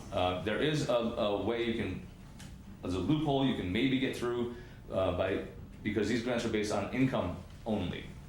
So you can, and since the Village of New Paltz has an average median income below the poverty threshold that small cities requires, we can apply for these grants.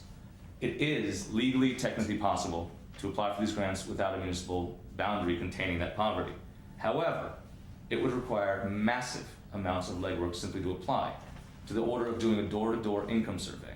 And if you think that's something that's plausible, ask yourself whether you would tell a stranger with a clipboard how much money you make if they knocked on your door. The second source of funding is USDA rural development loans, which are available only to communities with a population of $10,000 or less. Gone under the combined town village. We are in the process now of applying for a $4.5 million package that would include a $750,000 loan, and the rest $750,000 grant. The rest being a loan at an interest rate of 1.85%. Now, just to give you a sense of what that means, the Village of New Paltz has a better credit rating, I believe, still than the United States of America, and we're running about 3% for a bond rate. So this is less than you get with the best credit rating you can have. I mean, you don't get this kind of money. And Mark tells me this is unprecedented that USDA has given these. If you know better, please. But then our grant writer and the regional director of USDA, George Pop, said outright, no, you can't even apply for this. I asked him Friday. We asked him point blank at a meeting Friday. So when you add in the $600,000 that we get every year in the past 4 years to the on the lost revenue side, that, for example, doesn't go townwide. That's because it would only the users, the water and sewer users, would have to pay that $600,000 out of pocket now that we get for free. So basically, that's an added tax on the village, the current village, of $600,000 plus Cherry Hill. You add in the loss of revenue to the USDA, the loan supports and grants to the USDA. So our infrastructure suffers because now we're paying cash for things we got money for. And the main argument I hear for why is because I want nonpartisan elections, or the ENCCs don't work together well, or people don't understand why there's two governments. There's bigger issues here. If the boards are not working well together, that's on us.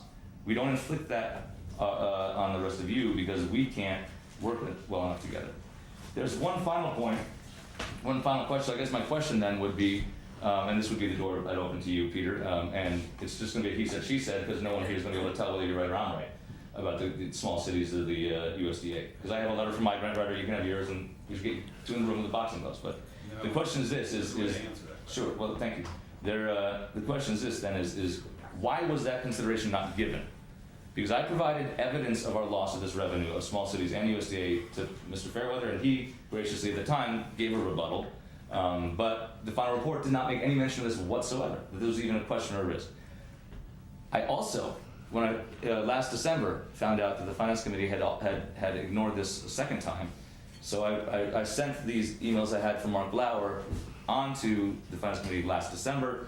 Again, not a mention of the even potential of the loss of revenue in this report. So we're looking at, half at best of the claimed savings are real. Half. In your opinion. And I'm sorry, was I supposed to qualify that? Did you qualify your opinion? No. I served on the Finance Committee Yeah. in your stead. Not in my stead. Okay? In your stead. Sally? I am not the mayor. That's true. Period, the end. You were the one pushing consolidation. Correct. But And you're the you one know what? that's arguing.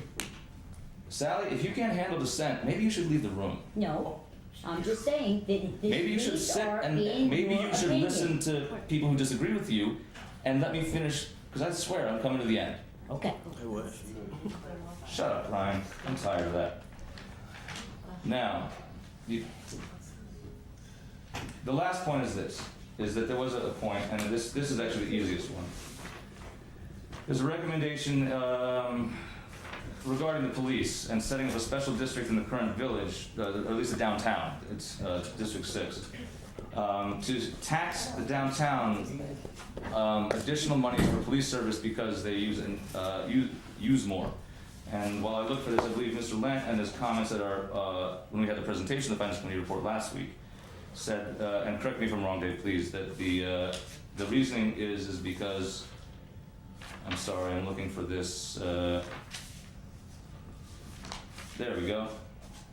Zone 6 of the police has a much higher, well, the numbers, you can see the report yourself, an enormously much larger number of police calls and police resources in the downtown area than any other place in New Paltz. For obvious reasons, that's where the bars are. The recommendation of this committee is to set up a special taxing district to tax downtown specifically higher to cover those costs.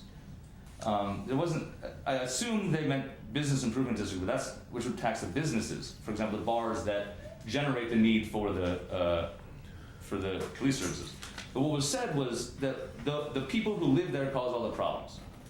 So the people who live downtown, including the census, one of the poorest neighborhoods in New Paltz, is set to be taxed significantly higher to pay for the police services that the bars generate.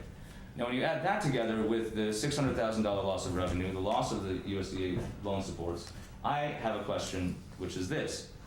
When you actually do the math accurately, will the village residents be saving money at all? And I don't know the answer, because we don't have enough data or evidence to even answer any of these questions. I hope the Finance Committee does. But yeah, Peter, please, if you could clarify the $600,000 small cities will investigate. I guess there was a concern that that information wasn't shared in the final report. Okay. I'll pass this around if you just give that report. Let me read you something. Page 26 of the final report. Finally, as we discussed later in this section, a coterminous town village of New Paltz may lose access to the USA Rural Development Grants, is that familiar? That provide funds to improve municipal sewer and water systems. The village of New Paltz indicated during the study that it intends to seek a grant in the amount of $600,000 from this program. If consolidation occurs, these funds must be secured from other sources, which most likely would be take the form of municipal bond. If the village secures a bond for $600,000 at a rate of 4% per year for a term of 20 years, bear with me. And let me apologize in advance. I stand corrected. You did. The annual debt, including principal and interest payment, would be approximately $44,000. And the table below shows adding those additional costs for financing that $600,000 through bond rather than a grant. The village still, the average village taxpayer still saves money. Second point, again, this wasn't mentioned, page 30 of the original report, because again, someone said earlier this meeting that it was important to have access to information, to read that information thoroughly. Page 30 of the report, small cities CBD grants are competitive and awarded based on a point system. One aspect of the scoring is based on poverty rate of the applying municipality. According to representatives at the New York State Division of Housing and Community Renewal, we're not asking the people to write the grants, we're asking people to give the money, which is a better source. Applications may be submitted using poverty data for a hamlet or other set of affected properties within a larger consolidated municipality, assuming that the poverty data is available for that area. Luckily, in the case of the coterminous town village of New Paltz, 2010 census data would continue to be available for purposes of applying for such grants. As such, this funding stream is unaffected by consolidation. In your copies, there are emails from the Department of Housing and Community Renewal where we discussed that. There's also an email from me to the original committee summarizing our conversation with George Pop, which was similar to what was said. So, you know, I appreciate the opportunity to be able to clarify those things. Thank you, sir. I would just I'd like something for the record.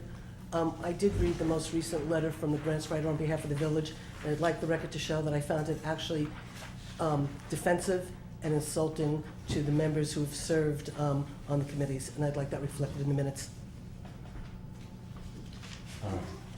Now, Can I just ask a question? sure. Yeah. Peter, so in layman's terms, basically saying that a smaller district, like representative of the water district within, would be still eligible based on their income? Well, it's based upon income. If the village didn't exist in 2010 and there was no separate count for the village, you might have to do a survey. But the fact that the village exists in 2010, even if it goes away, that census data, which is used until the next census to determine the eligibility, is still there for the former village area, so you can use it. The other thing I started to look at this afternoon is when you look at the census designated places for former villages, and I haven't had a chance to look at this, but like Rosendale or Pine Hill, it looks like, and this requires further exploration, those still exist as separate census units. So if you've got a former village that goes away, chances are that that census configuration would stay there and you can still use it for grant purposes. Last thing, the one thing that the Charlie Fillion from Department of Housing and Community says is, you know, check with us to make sure before you go ahead. But, you know, as far as he understood, You know, as long as you have the data, you can apply. Great. Thank you. We need to get to the audience questions, unless there's something pressing here. Whatever you like. One second, Dave. Sally first and then Dave. No, Dave, go ahead and then I'll ask, because mine I'd like is to add, not just a little bit of the idea. Dave, come out so that you're Yeah, watch not. this. Census data is actually collected not by the village or the town, but by blocks, all right? And I can remember, back when I was supervisor, I got the data, said, here are the blocks of the town, and we found so many people in this block and so many people in that block. And before we finalize it, will you give me some input back on it, all right? Well, I looked at one of those blocks, and it was out there by Dressel's farm, and it had 3 people on it, 3 people in it. And I said, whoa, that block has gotta be wrong. So what I did is I called Rod Dressel, and he gave me the thing, and I think there was 11 or 12 or 13 people on there, and I listed them, and I sent them back to the Census Bureau, and I said, here are the people that live in there. You gotta check your records and get them straight. Now, the point that I'm saying is, all right, is that the information of the census is done by block. So that when you get to 2021, et cetera, and so forth, you look at the blocks that are in the village, okay? And you say, and probably it will be online at that point, give me the important data for these particular blocks. And you've got the data. That's all I have to say there. Thank you, sir. Sam? Mine is an anticipatory question in that, you know, we're talking about, well, we didn't configure these things in and we didn't configure those things in. What would happen if the college were totally removed from the water and sewer to our poverty level and to our ability to apply? Yeah, I don't know, but I mean, but what's driving the poverty is that there are a lot of people whose income is not earned here, and you know they're being subsidized by other households outside the community. Right. So if, in speculation, I've looked at the plans for Park Point. It's a mighty big sewer plant. It's a mighty big water plant for a 750 unit development. What are the possibilities that the college might just take all of its water and sewer and use that water and sewer plant? Then that reconfigures everything in terms of grant applications, and even the village, but by the mayor's figures, if I understand them correctly, is discounted anyway. Well, I mean, that's a bigger project too. Well, you know, we're all It's a true statement. Well, throwing things around. I mean, if it's a short answer, please, but if it's a long, no, elaborate I mean, one, I there's people can't, waiting to have a question. I can't answer that. It's an interesting Okay. point. Thank you. So, unless there's anything else, maybe we should start with the questions and get them answered. Kevin, please. Howard looks first. I'll go first. I'm gonna answer a series of questions that were asked about the human resources report. So, I'll answer Gene's question. Excuse me, Kevin, maybe I can do this, if in Kevin's discussion of the human resources report, if you hear your question unanswered, just raise your hand when he's done, we'll just make sure we'll do it that way. We'll do it by report, not maybe, how's that? Fine, I think there were 3 people that had questions. Gene had a series of questions. One question related to our recommendations. By the way, our recommendations are contained on pages 9 and 10 of our report. And recommendation number 9 related to our evaluation of overtime policies and practices. And we thought it was important for our department heads every year to analyze their policies and practices so that we can try to avoid overtime situations where we're paying time and a half or 2.5 times if somebody's working on a holiday and comes in and works more than 40 hours a week. So, Gene, we're not recommending comp time.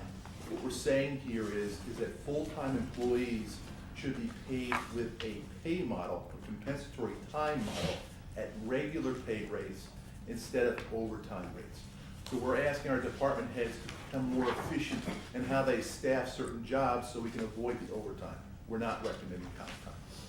Number 2, you had a question about paragraph 7, where we recommended amending our municipal policy, our handbook in the town, to set full-time pay at 37 and a half hours a week or more, and part-time would be less than 37 and a half. And the reason for that is the town's personnel policy, quite frankly, is a mess. The town has various union contracts and non-union personnel. Some of our employees are working a full week, which is characterized as 35 hours a week. Others are working a full week, characterized as 40 hours a week. And then we have people that are designated as regular part-time employees. That was a category created by the past supervisor to allow people working as little as 20 hours a week to get full-time health insurance benefits. So we didn't think it was fair for part-time people to be getting health insurance benefits at the rate that we're paying now. So we recommended streamlining our policies so that everybody is working at least 37 and a half hours a week.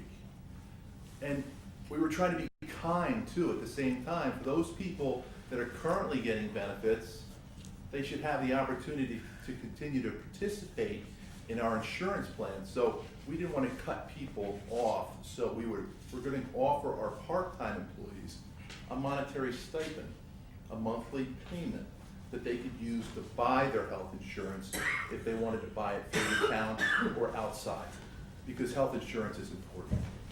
We also recommended hiring a comptroller or a financial director to avoid this inefficiency that everybody sees here now.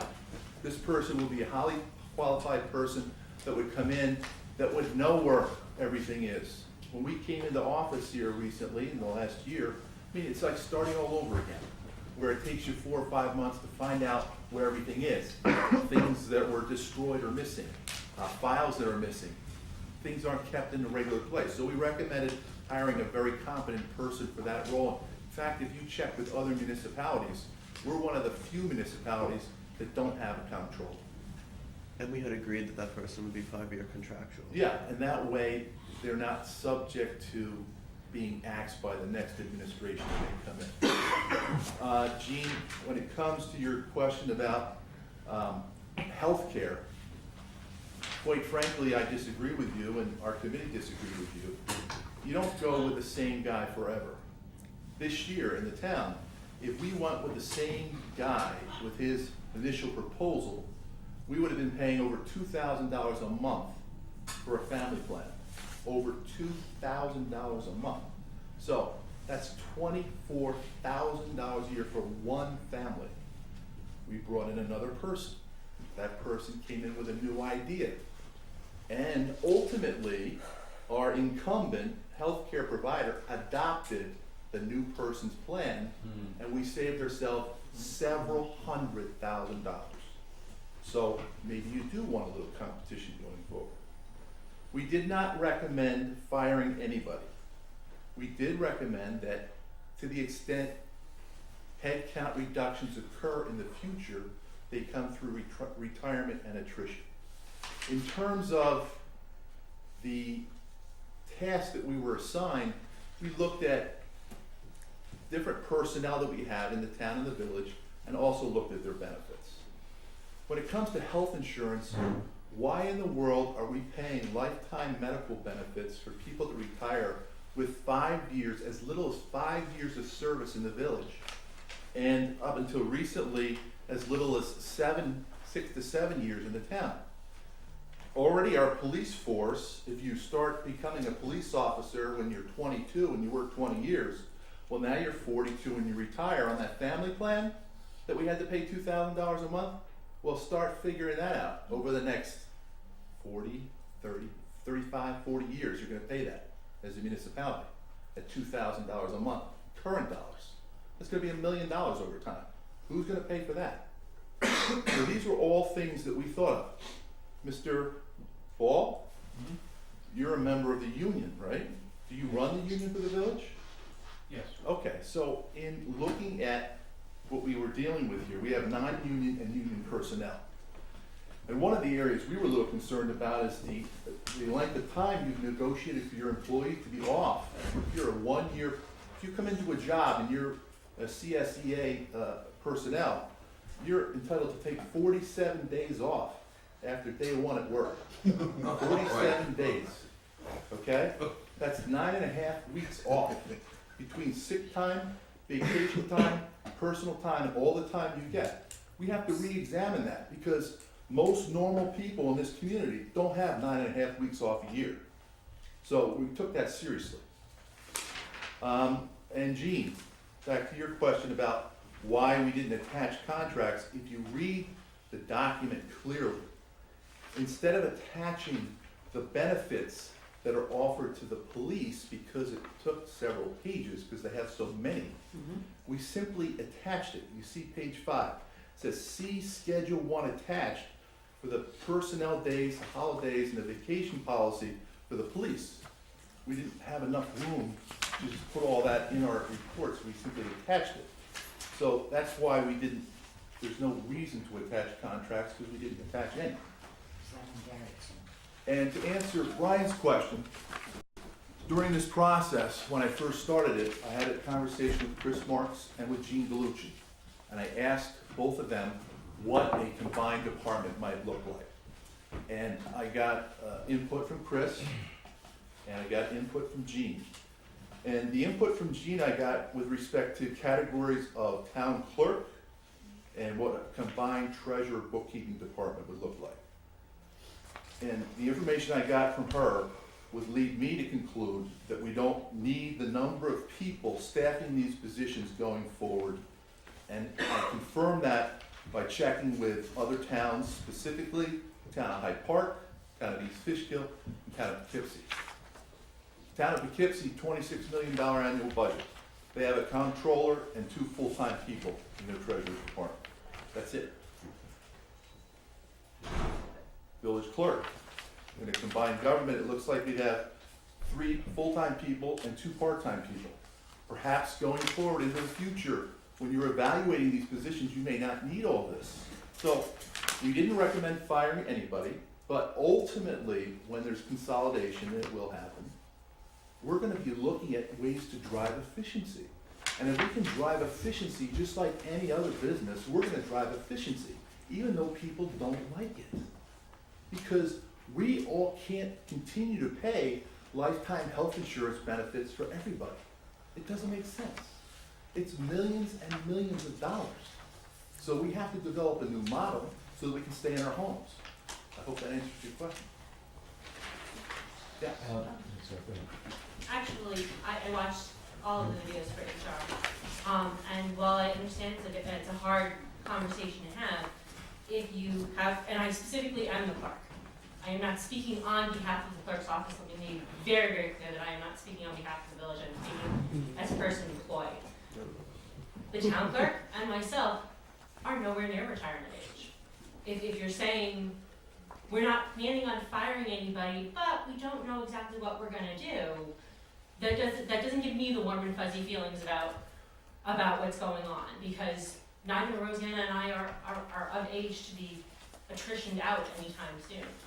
And there was some arbitrary pulling out numbers at some of the things. Specifically, there was a question on holidays, and it was pulled out of half that there should be 5. Well, there's Thanksgiving, Christmas, New Year's Day, Memorial Day, 4th of July, and Labor Day. As the basic, practically everybody has them.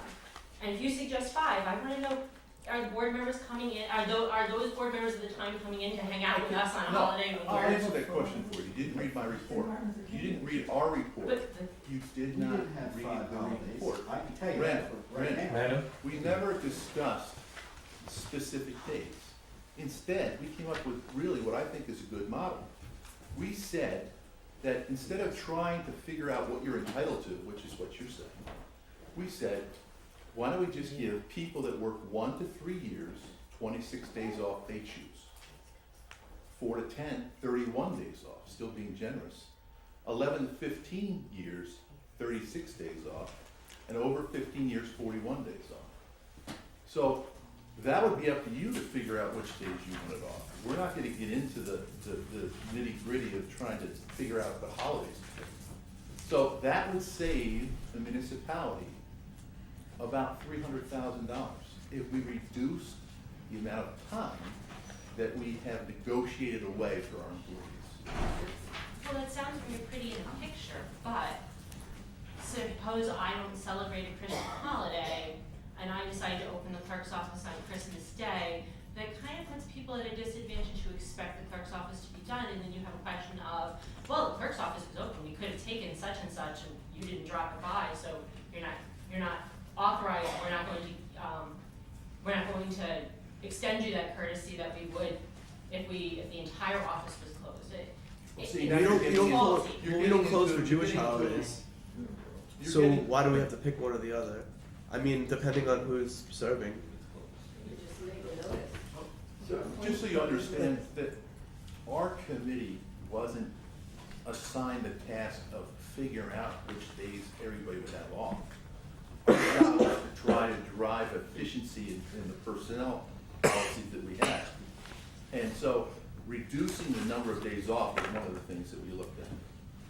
Can I also say, I mean, there are, if, correct me if I'm wrong, there are at least 10 to 12 federal holidays that we can't dispense with. So the 6 holidays that you sat here and counted, 4th of July, Memorial Day, blah, blah, blah, blah. There's Thanksgiving, there's Christmas, there's Martin Luther King Day, there's Veterans Day, there's Columbus Day.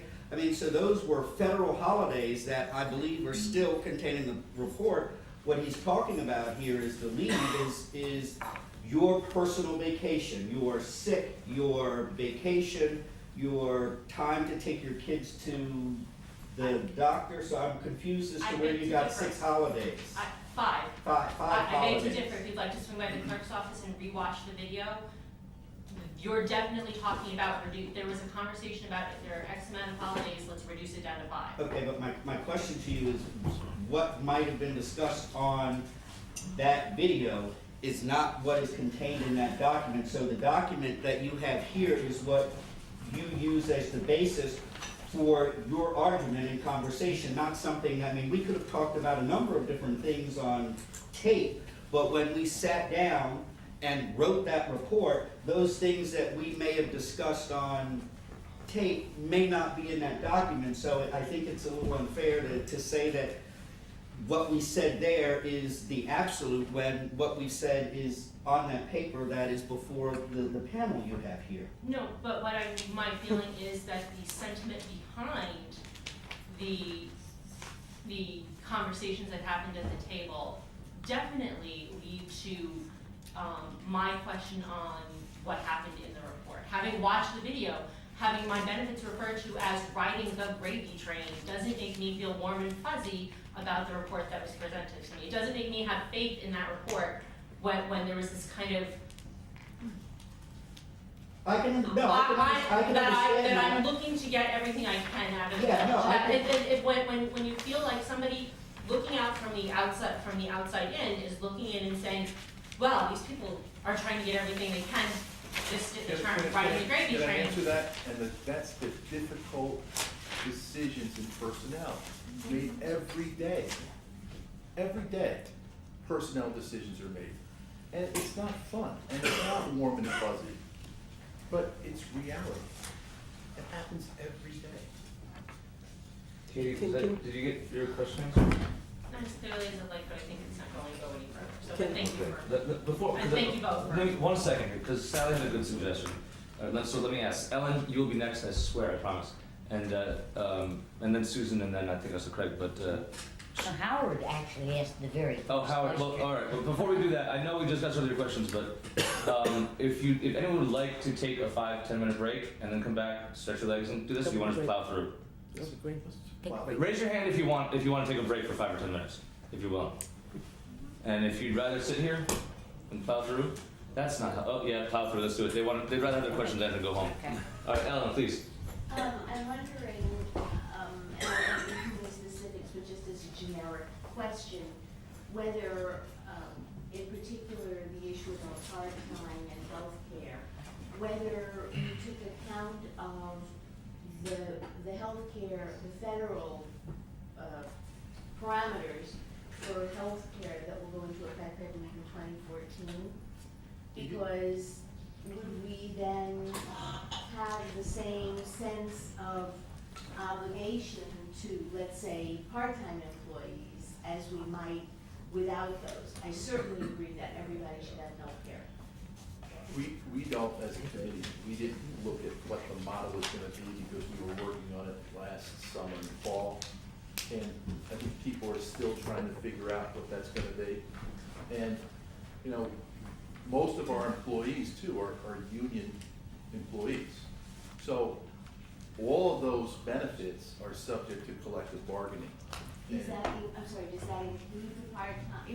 It was the reference to, what? A stipend? Wasn't the word you used, but A there was a stipend? word about, A stipend, I'm sorry, say? a stipend for part-time? What we wanna do is, we wanna, if we can afford to, what we'd like to do is encourage people to have health insurance instead of not having health insurance. So the president's plan is supposedly gonna make health insurance available to everybody at a certain cost. Right. So maybe the town can help contribute to the part-time employee's cost, and they can make up the difference. So we were being conscious of employees and what their needs are, and so I think that was one of Don Kerr's recommendations. Thank you. Howard, did you have your questions answered already? Oh, well, yeah, I just wanted to comment Oh, on. I'm sorry, and then Susan, I apologize. It's okay. So some of the answers to what you had indicated. You had said new employees with the village have how many days off the first year, walking in the door? 49, you said 47, Where 49. do you get that information from? You want your personnel union employees, what they have? Because I have that. walking in the door, they get 13 holidays, 12 sick days, 3 personal days, and 5 vacation days. So I don't know where that totals 47. 3 personal days, 14 holidays. First year employees get 10 days off. Sick days 15, bereavement days 3. Bereavement days? 3 bereavement days. That's not an automatic. No, but it's. No, you have to die, potential I guess. And I'm gonna go right back to what I said earlier. Right back to what I said earlier.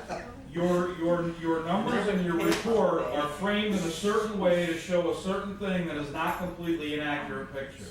Look, I agree with you. We are not perfect by any means. You put But a I'll frame tell you around something to give, Let to me show tell what you something. wanted to show. People will complain about everything that people try to do. Jason West complained about what Brian was supposedly saying, and then was complaining about what Gene supposedly said. Not true, okay? And you're here tonight to complain about what you want to complain about, which is fine, okay? You have I'm here to questions. complain that, about the Your- accuracy of the information you're putting out there. That's correct, and so I'm saying. Or the lack of accuracy. I'm saying your first year guy gets 47 days off. No, He he does wants not. it. No, How he many does does he not. get off then? 45? 23, 24. He gets 14 holidays. That's 24, it's 24. He gets 15 sick days, 10 days off, You get 15 sick and days. 3 bereavement days. It's 12 sick days. Can I say something about the bereavement days? Yeah. Bereavement days, you get as many as you have relatives die. You You get, can't just say 3, if you have 2 relatives die. An You get employee 40. may not even take a bereavement day for 15 years of his employment. all we were doing. Ridiculous, a all ridiculous we were frame that doing- you're no, putting no, no. around this. Realistic frame. No. All we were not doing is realistic. looking at all the benefits available to all the people across the classes. 44 days. And I think 9.5 weeks off. It's not 9.5 weeks. Oh, so You're it's framing 9 it to be weeks off. 9.5 weeks, but it's not. Is it 9? It's half that. It's not. half that. That's not correct. It's half that. It's not. And how about the life insurance, the health insurance that's available to your people after they retire with 5 years of service? And that was changed as well. Is that affordable? going But that forward? was changed. It's not 5 years. It was 5 years. It was 5 years years ago. if you were hired prior to 2007. Okay. And after 2007, you get lifetime medical if you retire with 10 years of service. Exactly. It's Exactly. not 5 years though. 10 That years. 5 years, that 5 year date is already passed. How many people in the world right now get lifetime medical after working 5 years? But that's something to take at the negotiation Okay, table. and how many But get that's, after that's working something 10? that happens at the negotiation table. So, look, we're dealing with reality now. People don't like it, and it's not gonna make you feel warm and fuzzy, but it's reality. I agree the reality on your health insurance, but the reality on the days off, you're putting a frame around something that is not accurate. All right, now, And I said it earlier, if there's a decision gonna be made, it needs to be made on true and accurate numbers and information. So we're recommending 26 days off, including holidays, for people that work But one. that's one- something that needs to be If negotiated. you're, that's right. That's something One, that needs to be 1 to negotiated. 3 years of service, 26 days off. 4 to 10, 31. 11. And God forbid you have 3 relatives die because you just ate up Yeah, half but your we're gonna time. give people time off if they have 3 relatives die. you know, I'm gonna jump in right here, because Howard made a good point, which is, and Sally's made it on many occasions, that a lot of the recommendations of the HR committee are things that come up at the negotiating table. Which means, no matter how much you may want what you want, or someone may else want something else, it's not up to us. Right. It's up to whatever us and our employees and whatever union come to terms with. And that could be all over the map. So I want, only because we started kind of to go in a little bit of a circle. If you wouldn't mind, I want to make sure people feel like they made the point or had the point answered. Is that all right with you, Howard and Kevin? Yeah, because I know this is big, because Howard, as a union guy, is kind of speaking for a lot of people in the town and village, so I would let that go a little bit longer than usual. But actually, I just want to say one very quick briefly, thing, real quick thing. and then Susan, please, I know you've been patient. With the compression of the times, the other thing to think about too is what we tried to do is we took what people were doing in the village and what Randall was people a were member of the doing, committee. and what people were doing in the town. And what we tried to do is we tried to come up with a fair number that was in between all of them, you know, what was going on here and what was going on out there, so that it was a decent number. So it wasn't like we just tried to go in and slash it away. If you guys had 25 days and we had 36 days, we tried to come somewhere in the middle with a reasonable employment period so that it made sense, so that you couldn't walk in and, you know, take a week's vacation and only work for 3 weeks for the town and then decide, oh, you know what, I really don't like it, and off I go, you know. So I mean, it was that was a lot of the thinking as to how we came up with some of these. And again, we'll see where the negotiating table takes us. Right. But Susan, you've been incredibly patient, thank you very much. Okay, first I want to just make a statement that I've been endorsed by Working Families many a time, and I'm very supportive of union workers, and Howard knows from the legislature that I've gone to the mat on behalf of union workers. And I actually have had a problem over the past year or two in terms of the whole property tax debate, where the public employees have been used as the scapegoat and being blamed for all the problems of property tax. And it's not the public employees, there's bigger problems and bigger issues. So I just want to make that as a preface. But I would like to state, though, with the Human Resource Report, and this is what a number of lawyers who have looked at this have said to me, we all know, Howard knows, we all sitting up here know, these are very, very difficult times. And changes have to be made to the structure of union contracts relative to the ability of the taxpayers to pay. That doesn't mean that anybody's saying we need to take benefits away. We just have to be able to balance the benefits with the ability for the taxpayers to pay. And what I was told by lawyers who reviewed this, they actually said, because this report became so controversial, that so much was focused on one thing and not on the other thing, I was told by a number of lawyers that they felt that some of the structural changes that they were recommending, the Human Resource Committee was recommending, in terms of how to move forward with union contracts, was actually very intelligent, very good thinking, and was a framework of where to go in the future to try to form a new government that could work for the employees and for us. And so again, it's just a framework, it's recommendations, but it starts the conversation of what we need to do in order to move forward to make things work for our employees and our taxpayers, and that's what we need to be doing. So I just wanted to make that statement. Be I'm sorry that Jason's not here, but I'd like to address. But I've got the gavel. I'd like to address the first question that was, I think, was raised this evening, and it was the biggest savings of $520,000 intended in public works. And answer the question for everybody here. The first thing I want you all to know, that figure really did not come from the committee members. It came from Blue, and it came from Chris Marks, and Blue Terwilliger, by sitting down and going through that documentation and saying, this is how we can save money without reducing manpower anymore. Now, let me give you an example of what type of things that they consider and what type of thing. When the village, we have a big snowstorm. The village plows the streets in the village and the town, plows the stuff outside, some cooperation, but, you know. So there's savings can be on that. But when the village finishes, they've got a lot of snow in the middle of the community. And they have to take that, get that snow off those sidewalks and off the roads and out there. And they go out and hire an outside contractor to cart that snow around. They need additional help. Trucks, too. Trucks. What? Trucks. They bring in trucks and outside. people, okay? Now, Chris has indicated, well, you know, my guys are just washing the trucks up there in the garage. They can come down and do that job. They also have the trucks. And There's a storm's not that's the Chris. What are thing. you Now, doing? now, the problem is, okay, and I know Jeff is gonna say over here, well, they can do that now. Ho-ho, we got a problem. Number one is the village board and the town board have got to have an agreement, which means attorney fees on the town board, village fees for the attorney on the thing. And then we get together and then we talk about the cost. Well, what's it gonna cost? Well, the town is going to say, well, these guys are coming in the truck and here's what their wages are. You know, their wages plus benefits, sick time, medical, vacation, and all those figures, okay? And therefore, even though the person may only be earning $20 a week and $20 an hour, and I don't know what it is, but just let's say it is, suddenly I got to charge $40 an hour for that guy. And that's kind of like the cost of benefits on people.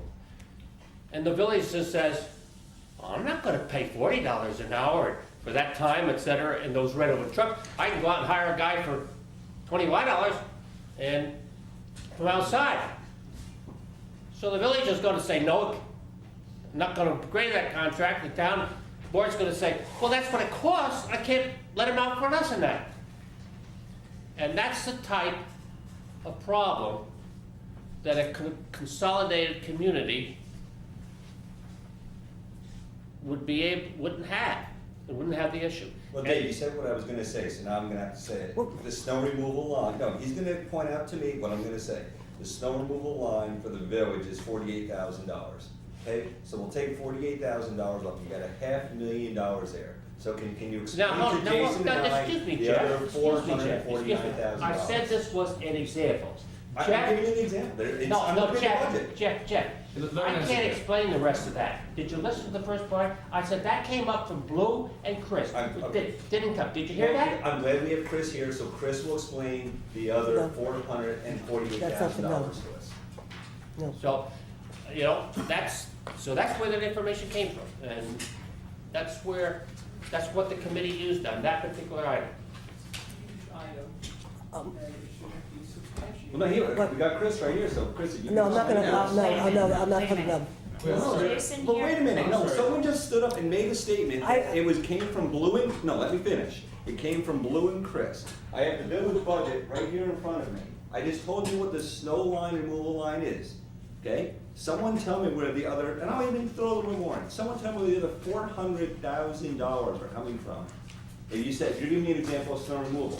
Great example, I'm glad you chose one of the smallest examples, I hope, of savings, okay? Because don't forget, we still have 60 miles of town roads, we still have 15 miles of, 40 miles of village roads to take care of. So if someone can explain to me where another over $400,000, I'd like to hear it. You referred to hoping Jason was here, maybe Jason would like to hear it, or maybe someone else can explain it to me. I will. Please. I'll hand you the compilation of how Susan and I and Chris and Blue, but that doesn't mean that you're going to accept it, but I'm I not will. gonna accept it, but I'm very sorry you didn't give this to us 2 weeks ago. You didn't even answer my response about the police, so I'm I sorry- decided, I'm sorry you did not Jeff, give this I to the decided, community. Jeff, that I'm sorry, they're not I think that, interested. a lot of people- I mean, the people out here wanna hear that, Sally, so I think that you're gonna have to. I will read it. Okay, Next slide. can Will I? that help you, Yeah, Mike? okay. Can I? But I want the board to. Okay, before, Sally, Jason, can I just say Please, something? Okay. please. Before Sally starts to explain and we start to answer the questions, I just want to make a statement about the Finance Committee, because a lot of accusations have been made about the committee not providing information. You know, again, it has been stated, we pulled numbers out of thin air. It's in an email to me, it's in other places, that there's no documentation or whatever. I want to state, every meeting was taped. Every meeting was on public access. And where the real work happened was during those meetings, when the debate between every committee member, when we went line by line by line and discussed every line, how we thought. Now, let me just step back for a second, okay? And just clarify what the Finance Committee was asked to do and what our charge was. The reason why we used 2011 numbers, okay, 2012 hasn't just ended. We haven't even closed out 2012. We haven't even paid the bills for 2012. We don't know what it cost to run the government in 2012. 2011 has been the last year that the actual spending for the town and the actual spending for the village took place, has been reviewed, audited, certified, and sent up to the state. So those are the only real numbers that show the actual spending for the town and the village, and so we believe that was the right information to use because nobody could question where we got our numbers. It was from the 2 annual reports from the 2 boards. So that was the most proper, documented information for us to make our assumptions from. We can't use 2012. 2012 is not done. We couldn't even begin until next year, and I have the floor. Excuse me, okay? Okay? So 2011, we believe, was the right way to go. What we were then done was to ask, based on the spending for the village and the spending for the town, if we were one government back in 2011, what could we potentially save if we operated as one government? And that's how we framed all of our questions. If we were one government and the village spent this money and the town spent this money and we were one government, would we save? Would it cost more? And we did it line by line by line.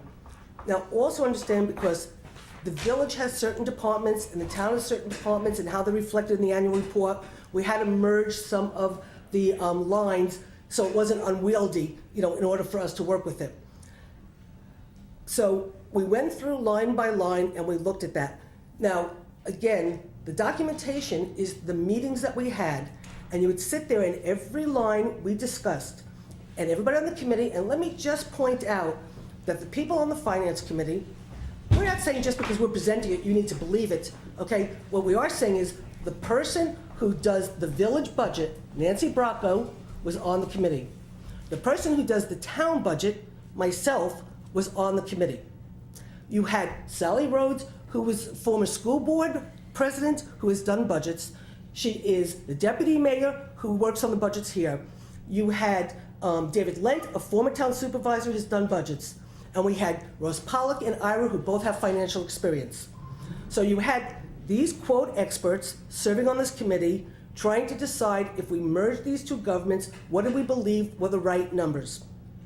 And there was not one thing that got approved without myself or Nancy agreeing that we felt those numbers had validity, because we're the 2 who do the budget. And then we fought with everybody else or whatever. The fiscal officer. The Fiscal, mayor. right, okay, well, the fiscal, okay. So what was I going to say? So we went through and we discussed every line. So if you take, and we'll go through it and we'll answer the questions. I just want you to understand the process.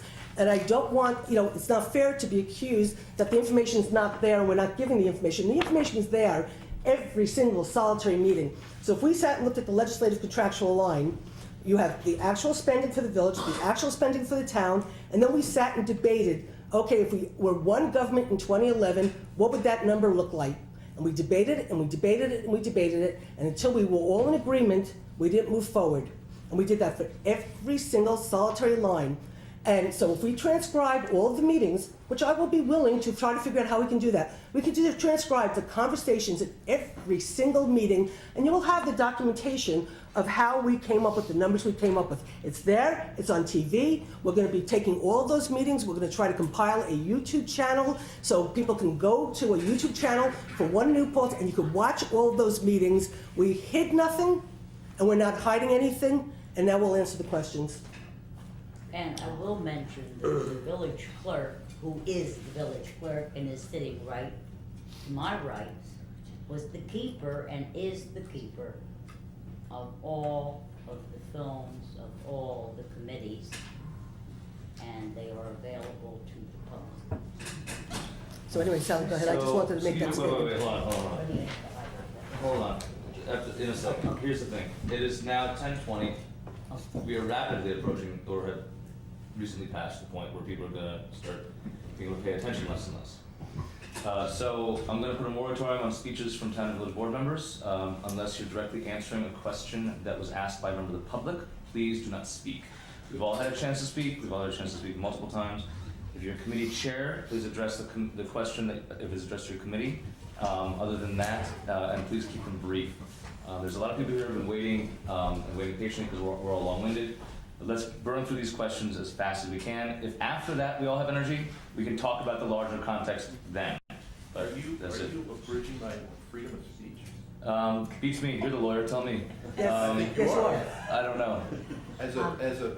You want? This is what you want to argue about? You're Is it telling really? me that I should not speak. I'm saying you should answer questions directly and succinctly and honestly, and step back from the larger context This is a and out of democracy, though, respect right? for your own constituents' needs. That's Out what of it is. respect must be for your needs, not constituents. Well, that's what running meetings is. You got to make some judgments. Sally, you were going to address the question directly, please. Yes. Okay. On the Friday of October 19th, there was a subcommittee meeting. I believe very strongly in the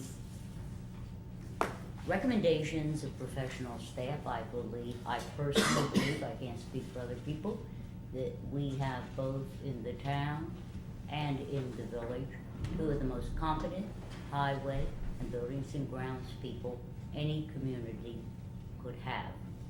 Therefore, their input is exceedingly important to our work. And what we did, because it's very hard in a town and a village, and because a town has 3-4 taxing areas. You've got the general fund, the B fund, the DA fund, which is highway, which is townwide, the DB, okay? It's not easy, Mike, okay? And I assume you are an auditor, are you? No. Okay, then I will try to make it even You don't simpler. have to dumb it down for me. Okay, just a minute, so you've got those four, you I asked, understand, it's not easy, and. you asked a don't- question, please- I'm going to answer Okay, it. yes, but I want people to understand, I don't want to be disrespecting the amount of effort that you put into things. I have to just look at it from, I'm a numbers person, I look at it by the numbers, what I see here.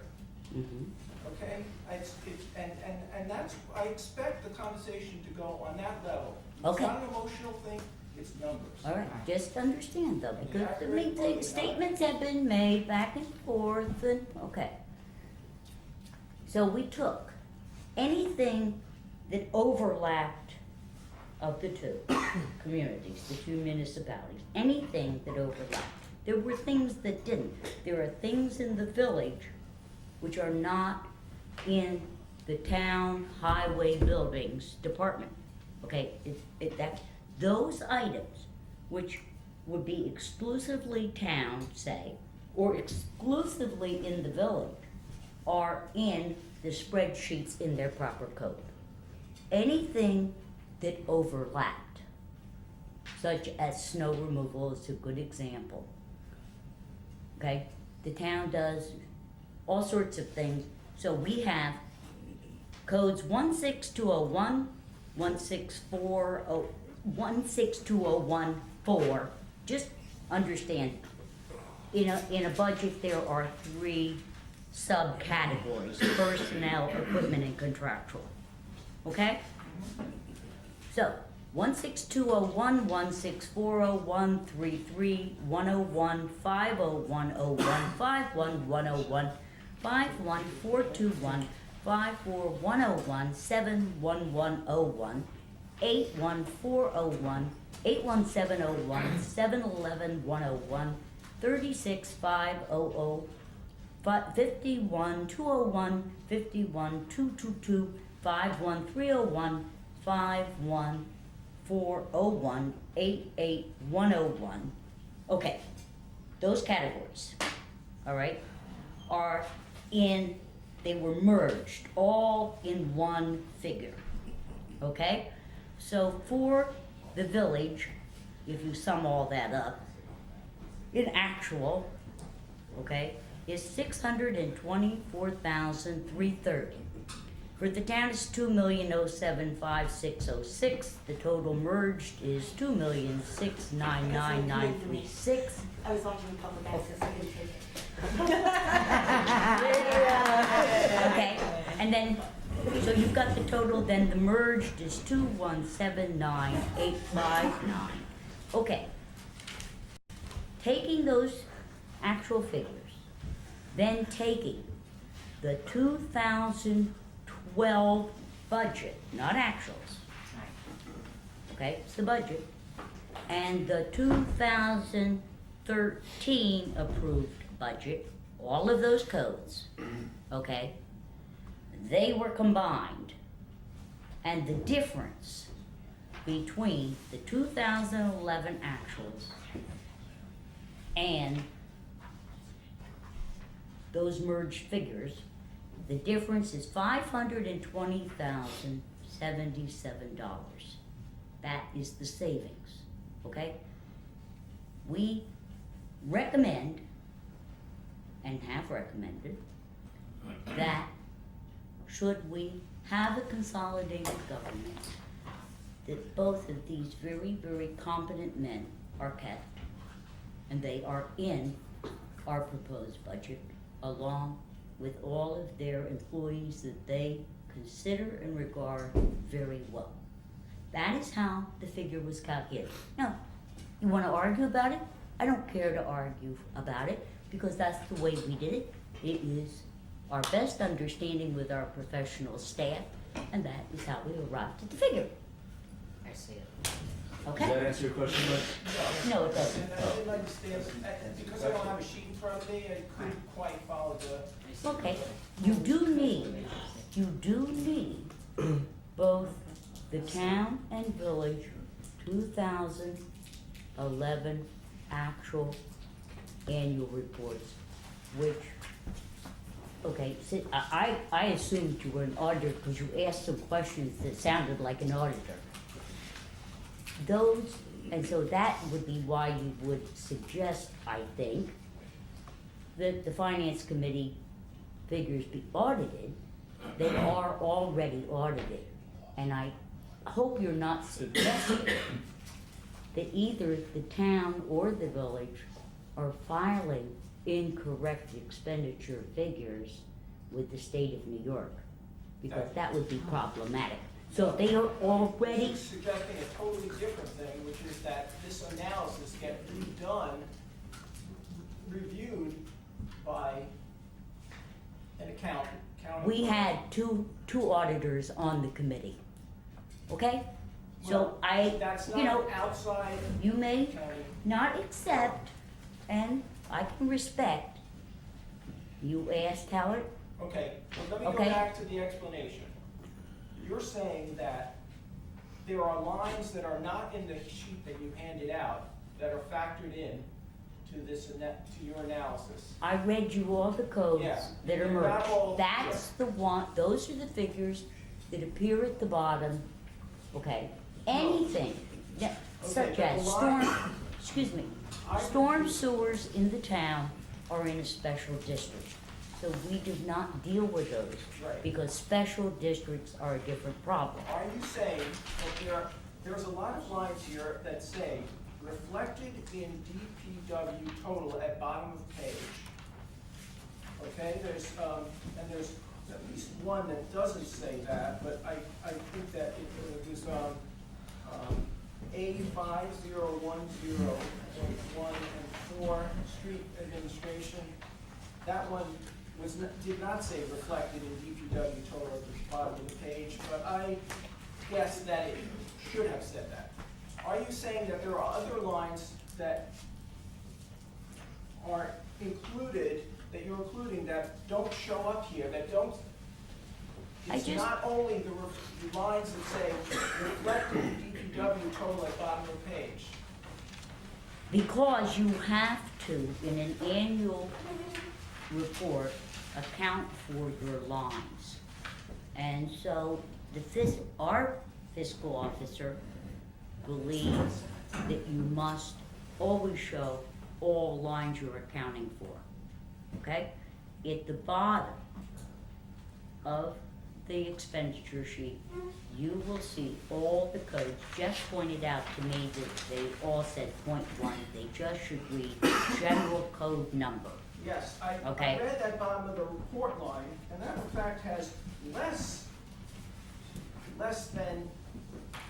lines, and that's on, Might I suggest that you and I sometimes sit down at your I'd be convenience? happy to do that, but I'd Let's like do it to that. happen All fairly right. soon, so that. Okay, let's do that because not everybody's interested in all There's the one- same topics. There's one question that Mike That's the asked. same that- questions though, so I'm not sure if other people would want to be in on that. I think you've asked one big question, which we can answer tonight, and that is, are we interested in hiring an independent auditor, as Mike has been requesting? So, I'm not. Well, let's just answer that right now. I know you've talked about this on Facebook, Michael and Jason. So, is the village willing to allocate funding towards that you would expect the town to match? Let's give you an answer to that. Well, It's we not- don't have a there's an answer there. recommendation from either. Why can't we answer that? I mean, I would be, but I would have to know what the cost would be Right. before I could say it. 'Cause Up if it to would what be- amount would you be willing to spend to hire an That's independent? not a conversation to have off the cuff, you gotta look at what we have available and where it might come from. What I just need to add one quick thing. I did send all of this information to Frank Morrow from the Fiscal Policy Institute, who is the most respected economist up in the state of New York. And I sent him the annual reports, I sent him the spreadsheets, I sent him our written report, all of the background stuff.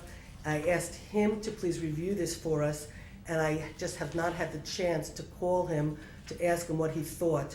So let me first talk to Frank and see if he's reviewed it, what he said, because he is a preeminent expert in New York State that is respected by everybody, and we'll go from there. Mike, I would also like to point out several things. There are deficiencies in our recommendations. Now, we can argue whether this is a savings or not a savings, but there are some real holes that we have not been able to answer because one committee chose not to do its study, and therefore we have no idea, and we will admit it, we have no idea what we might do, and this may answer Craig's question, and he left. Yeah, he's gonna have to be Okay. reporting for work. Right. So he. And that is, he asked how much it would cost to remodel, and it's a very good question, to create the garage into office space. There was a committee that was supposed to do all of those things, to examine facilities, to make recommendations about space, to tell us how much we're gonna save in insurance and project electricity and gas and oil and all that kind of stuff. The report has a big hole there, and I apologize for that, okay? we, the finance committee, tried to address some large space questions with the help of Chris and Blue. But we did not have the time to go back and do another committee's work. But that sounds like, here we're discussing ongoing costs, operational costs. That's capital improvements, capital costs. As Mr. Lentz said at the last meeting, one shot, also dealing with facilities, if there's an extra facility and it's sold, those are all one-time expenditures or If you're, gains. excuse me, if you're running two complete operations in two complete set of different buildings, and you put those operations all together, you do save money on utilities, you do save money on insurance, you do save money on gas. Yes, Okay, okay, that's that's- ongoing expenses. You're saying that isn't in this report? Nope, No, that's an additional savings that's not reflected. that is not in the report, and I apologize. You probably Yeah, I should- apologize too, because that was my responsibility, I did not do that. And Mike, I can probably answer part of this question on here too, is this is an email from which I was not included on, but it was from October 21st, and I'll definitely give you my copy of it. The categories included, it simply states what lines were used, doesn't explain any methodology, just simply what the lines were used. Something that sticks out though, it was 2011 actuals, and then it says it uses 2012-13 village budget, because their budget season is different than, fiscal season is different than ours, and a 2013. And I just did back of the paper here, one of the very hard decisions we made this year on the town side was we are down 2 employees on our highway department that we dismissed. And of those 2, that's probably a savings, if you include benefits, I did back the paper math, that's probably about $100,000. No, probably combined, because they were, one was a custodial one was, and Chris corrected me wrong, custodial one, and I believe highway worker 2. Municipal worker 2. Municipal worker 2. E&G. So let's just say about 100, Or MEO. round about 100,000. Also, we had a retirement of an individual who was, I apologize for the title. MEO. Heavy equipment, but and that would be about 75,000, and we had a retirement, maybe more, maybe 80,000 at the level he was at, and we had a retirement of a supervisor, also probably about an $80,000 savings. You're understating that, the values of how much you paid them for the course of the year. I tell you that right now. That's what I just said. I just said that. Yeah, okay. Well, I'm just saying, so those have already been saved, so those are being reflected as savings now. We've already realized those savings. Are those savings part of this 52? They must be, I don't know, I'm trying to answer my own question. Well, no one else is answering my question, so I'm answering my own, I'm trying to answer my own question with you. So what's happening is, I believe we are counting something we've already saved, because it states at the top that they took 2011 actuals. All those individuals would have been in 2011. They will not be reflected in the 2013 town budget, because we have removed them from that budget. So I can account out of the highway budget, if I'm looking at the categories, I can tell you that there is probably about $200,000, $225,000 savings in payroll that's already been realized that will not be realized again. That is not due to consolidation, that is due to functions of what have already taken place in the town of New Paltz, if that answers your question. And that goes to my question, it was the 9th question I asked, because I noticed in reviewing the town budget for 2013, that it was significantly less than what was being reflected in the line for the town expenditures in 2011. So it seemed like there was already savings, and was that savings part of that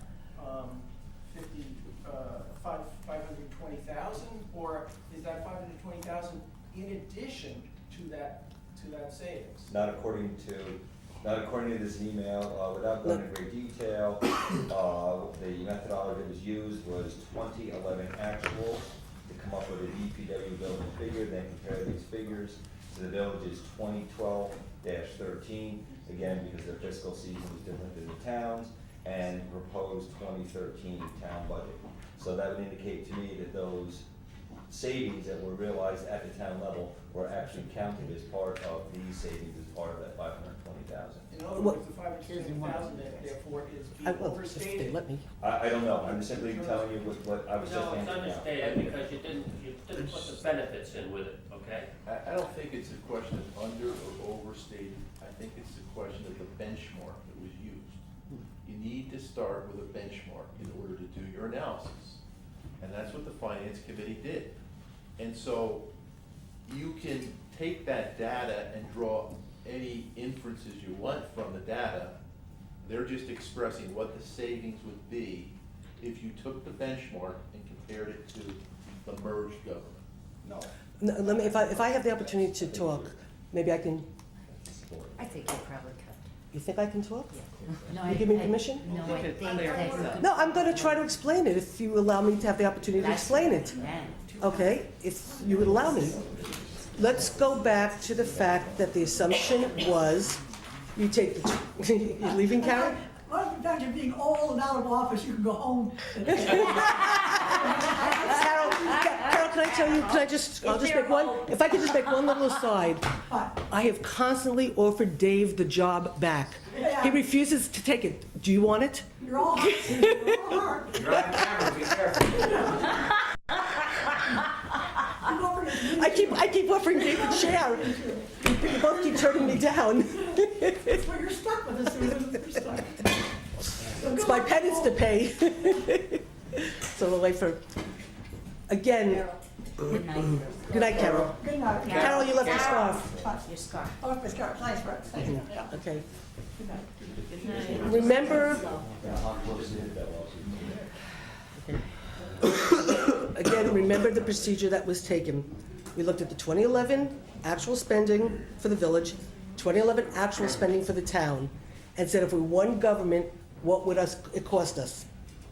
Okay? And yes, we had made cuts in the 2013 budget, and they are reflected in our savings because, while we felt it was legitimate, first and foremost, when we went through into the 2013 budget, a lot of the assumptions that were made, at least by me, and then backed up with Jean when she helped me, okay, was as we move forward, hopefully with consolidation, we made certain decisions relative to the town government, how we would move forward, because we believed that hopefully we would be operating as one government. So therefore, we chose not to replace our building and grounds water and sewer guy, because we felt if we're going to merge, we're gonna have one water and sewer system. We don't need a water and sewer expert, and so we didn't replace him. And what we said was, as a step forward, let's hire the consulting company that runs water and sewer for the village, and then hire them as a consultant and bring them in. So as we move forward and we potentially merge, they're now running our system, they learn our system, and when we merge, they're running the entire system. If we weren't going to even consider consolidation, and it wasn't even a part of the conversation, we would have replaced that person. But we chose not to because of the context of consolidation. We looked at a lot of other different positions that we believed we didn't need as we moved forward. In terms of a particular person, we retired from the highway. He was a person who was a highway person. We said to Chris, do you really need to replace that person? Because if we truly consolidate, we'll be having DPW and we'll have the highway. Do we need to replace that person, or can we hold off and not replace that person? Because if we merge, we're gonna have enough people to potentially plow the roads without any detriment. And Chris said yes. So we made that decision based on the fact that we probably will, hopefully, consolidate. So every decision we made in the 2013 budget was done with the eye towards, hopefully we will consolidate. I can assure you, if we do not consolidate, next year's budget, you might see people added back to the budget because that assumption is now off the table, gone, and we will make certain assumptions as a town board how we present our next budget based on the fact that consolidation is no longer an issue on the table and the status quo will not be acceptable. So yes, certain assumptions were made. We made the cuts to our budget based on the assumptions of consolidation. We felt we could survive and operate and start moving forward to make the consolidation if we should do it. So, for example, we wouldn't have to cut people because we're already doing the consolidation within the town government. We brought buildings and grounds and highway together to provide a more effective, delivery of services, bring the people in, and hopefully start to make the cuts in the town. So when we merge the two governments, there's no impact on the employees in terms of going forward. And so, yes, certain assumptions were made. So when we looked at the 2011 town, 2011 village, we said, yes, if we merge those two governments, if you take the 2011 number and the 2011 town and village and you add them together, it's too much money. That's not what a merged government's going to look like, because we've already started consolidation and we need to reflect that in the budget. And we believe that was a legitimate assumption. We did sit with Chris and with Blue. Sally and I sat with them. We went through every single line by line. How much could we save if we consolidated? How much could we save if we consolidated? Okay, this is specific to the town, this is specific to the village, it won't change. We didn't touch it. And so we went through that line by line and made those decisions based on that. Now, when it comes to plowing the roads, because that keeps getting brought out, we were specifically told that the way the village plows their roads is very different than the way the town plows their roads. The town does distance and speed. The village is slow and deliberate because they've got the sidewalks, because they've got, the different curves and this and the whatever. So we were told that we cannot assume any employees being cut for snow plowing. And I have to say, Sally and I probably went in there with the assumption we could probably lose a couple of guys when it comes to plowing. But we were told very clearly we can't, because of the need to plow the town roads and the need to plow the village roads are very different. So we made no cuts to the amount of employees we have in buildings and grounds and highway when it comes to snow plowing, because we were told we couldn't by the two experts. And so again, we went line by line. We made certain decisions relative to, if you take these two budgets, you add them together, that's what that is. Now how do we work for a merged budget? We made our decisions from there. And we did it with the conversation with the two experts. And Sally and I felt very, very comfortable, and the committee felt very comfortable with how we did it. Okay, Susan. Hold on, wait. Well, Let me wait. pause for two little housekeeping things, very briefly.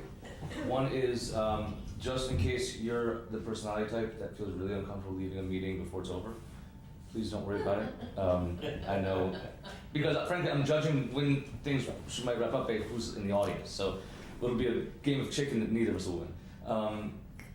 The second one is just please raise your hand if you feel like you still have burning outstanding questions that have not yet been answered. Just a real No, I'm not asking to, I'm not gonna call it, I just wanna see how many people are in that frame of mind. Ellen, obviously, Howard, who else who has not had a question answered?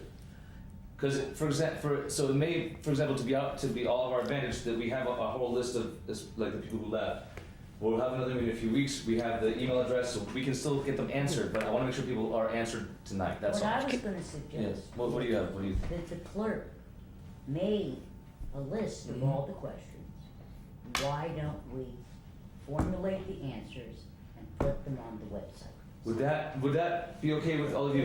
Yes, I'm just Okay. asking for a point of clarification. Okay, all right. Howard and Ellen obviously will answer your questions. Mike, do you have anything that you would rather hear tonight, or should we have people put it in writing and get it out that way? What do you think? If it comes in writing, I'm not going to be able to. You can come talk to me. I'll have to go back and forth because it sounds Right. like there's a But lot of, remember- what Susan said. But remember, Mike, you were also meeting with Sally to go over some of this too. Is that I'm trying to, because it's a tough. You don't know when to end a meeting like this. You want to keep it open, but everyone's getting exhausted. Well, right I'm looking for now- some help here. Right now, all that we've talked about is the DPW highway line. And Okay. there are other lines. I haven't heard anything about the police line, for instance, and Okay. there's So I think that several maybe, others. Now, I don't wanna keep, okay, I think in consideration of everybody here, why don't you and I find a date that we can sit down and I will try and answer your questions, and if you're not satisfied, we'll see what we can find out for you. I mean, Michael, would you trust that if you don't have all of your questions answered tonight, because they were complicated and many of them, if Sally can't answer them to your satisfaction, I mean, do you trust that we'll be given the time? There'll be public comment at the next meeting as well, or would you rather have them answered tonight? I'm not looking for some help here. Can I Then on Facebook, I have a number of answers that a member of the finance committee responded to your questions, because your questions that you asked tonight, most of them are on Facebook. Okay, so I will give you a copy of his answers, and that may satisfy you. Can So I just what ask a was your technical question? suggestion? I just want to ask a technical question of Chris, because I was told that it's supposed to start snowing tonight, and I really would just like to know, so that could help answer how we proceed. What is the forecast, in terms of the snow, and so we're, According to radar, looks like about an hour. It's gonna start. it's gonna start in about an hour. It looks like it. I love you all here. Stuart, as usual, has not said a word tonight, so you get the whole long, yeah. I'm sure. Yeah. I think Sally has a great idea about getting the list of questions. And I'll ask if Ariana and I can be provided with that, not only put on the website, but on the public outreach committee, we're gonna work about getting things on the TV and having things analyzed and all that, but we have to start with a list of questions, and then we'll see if we can figure out what the answers were, because this is now a semi-informed group, at least, but we have, thousands of people out there that we gotta get this word Right, out and I to, think and so. the answers will So be if we very can, we could helpful. have some timeline to get that, and I don't know how practically how we can do that, but if we get that, then, we'll, Yeah. we'll run with that. Katie, can you give a list of questions to Ariana? I took over the, Right, certainly. and then- Oh, that, thank you. And the minutes will have to be put to you in a timely manner anyhow, so they would be.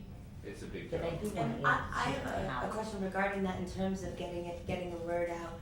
Is there a way that we can include maybe a one-page fact sheet of sorts in the water docs? I don't know how, I don't know if that's. Let's put the, Okay. we got people waiting to hear Got it. answers. I want to, Howard asked the very first question in Howard- the Well, evening, and and now, if I could, before you answer, I just have one comment to Sue. If what you just said was made part of the report of the explanation that you gave, you wouldn't have 3/4 of the questions that you've had as a result of the report that was released last week. Well, nobody gave me the opportunity to speak. I'm just saying, But I think- but if it was included as part of the report, I think all of our narratives a should have lot been. of those questions would have already been answered. Now, whether or not people agree or disagree, a lot of the questions would have already been answered. So, I love to give explanations. Ellen. may I, as part of my point of Thank you, Howard. clarification, and also sort of in response to this, gathering questions and putting them in writing and outreach and stuff, I think we're saying the same thing. Because I didn't know either, and I heard you saying this, and I'm still sitting here and saying, okay, wait, let me get this straight. You're saying that what looks like cuts that have already been made, because they're made on the assumption that consolidation will take place, remain. And so if 3 people were cut, I don't care the number, 3 people were cut, and ordinarily, if there was no consolidation on the table, these 3 people would have to be replaced, or maybe 2 of them would be replaced or whatever. Rather than replacing people and then having to lay them off after consolidation takes effect, the decision was made to kind of repackage things going forward. If it falls apart, then they need to be, let me just finish, then they need to be added back into the Or mix. reconsidered. So if, to get to what I think we're both, when you're doing this information packet, this one-page thing or something, maybe it would be useful to actually, in layperson's terms, put down the premises of the numbers. So for example, where personnel left or were released or whatever, that savings was moved forward for consolidation. That's not a real savings if consolidation doesn't take place, so that people would know that that was and there must be other things like that. That, generic. Ellen, I don't disagree, but many of these things were said 9 months ago as we began the process. Not everybody in this room has been able or willing to follow this all along. And because I have satellite instead of cable, I do hope that you do the YouTube. Yes, we definitely will. And I'm sure We definitely will. They're available now anyway. And in They're addition available to now that, anyway. somebody asked the question, and I don't think it was Howard, No. but Howard, I am gonna answer your question because it you go to the village website and you go back and you read the recommendations for consumption. It is a town-wide village, it will be a village form of government, okay? Well, that's the way it appeared from the Well, report. that is, But it that's wasn't not a completely secret, clear. but, Well, okay, that's, it's in the report. so I did wanna answer, could you ask that, that was your very Well, first question. there's a lot in the report that can be framed in different ways, as we've discussed tonight. You can frame something a certain way and make it Well, appear that, different that than what it works in both actually ways, is, but so. it was a very clear recommendation from our joint committee that we become a townwide village. And, you know, I know you're new to these meetings, but it's been repeated over and over again. Yeah, I That mean- is the model. I just want to say one thing. All of these Could I meetings, finish answering? hundreds of meetings are online, and I think people are getting information fatigue. They're long meetings, you know, we've been here for whatever, 2.5 hours tonight. Are there any volunteers who would like to help transcribe some of these meetings? I mean, there's been a lot of work done, and all of these questions generate a lot more work. We can try to go back to 2010, and, you know, we have minutes of those early efficiency committee meetings. We can get those back. In fact, they're on New Paltz Ning. I don't know if that site's still working. No, it's not. But, okay, that's down. But the committee meetings, I mean, we have minutes, we have reports, but if you really want to see the process, somebody's gonna have to transcribe those meetings. I think they And- want clear, straightforward answers, not to watch the process. I don't think anyone has the patience to watch 7 or 8, 9, 12 hours of People meeting. know, Jason, Yeah. like Howard did not know that the recommendation. We haven't put it down on paper anywhere, Paul. But it's a Oh, townwide it's been village? down on paper, it's all over the place. That's the townwide village? Michael, you had 10 questions. How many of them have been answered? I want to address, other people did, but Susan's response. Okay. Excuse me, Howard Randall. It's surprising to me because that, I mean, when the town board approved their budget, there were articles, you know, about how it was able to not only hold the line, but save money.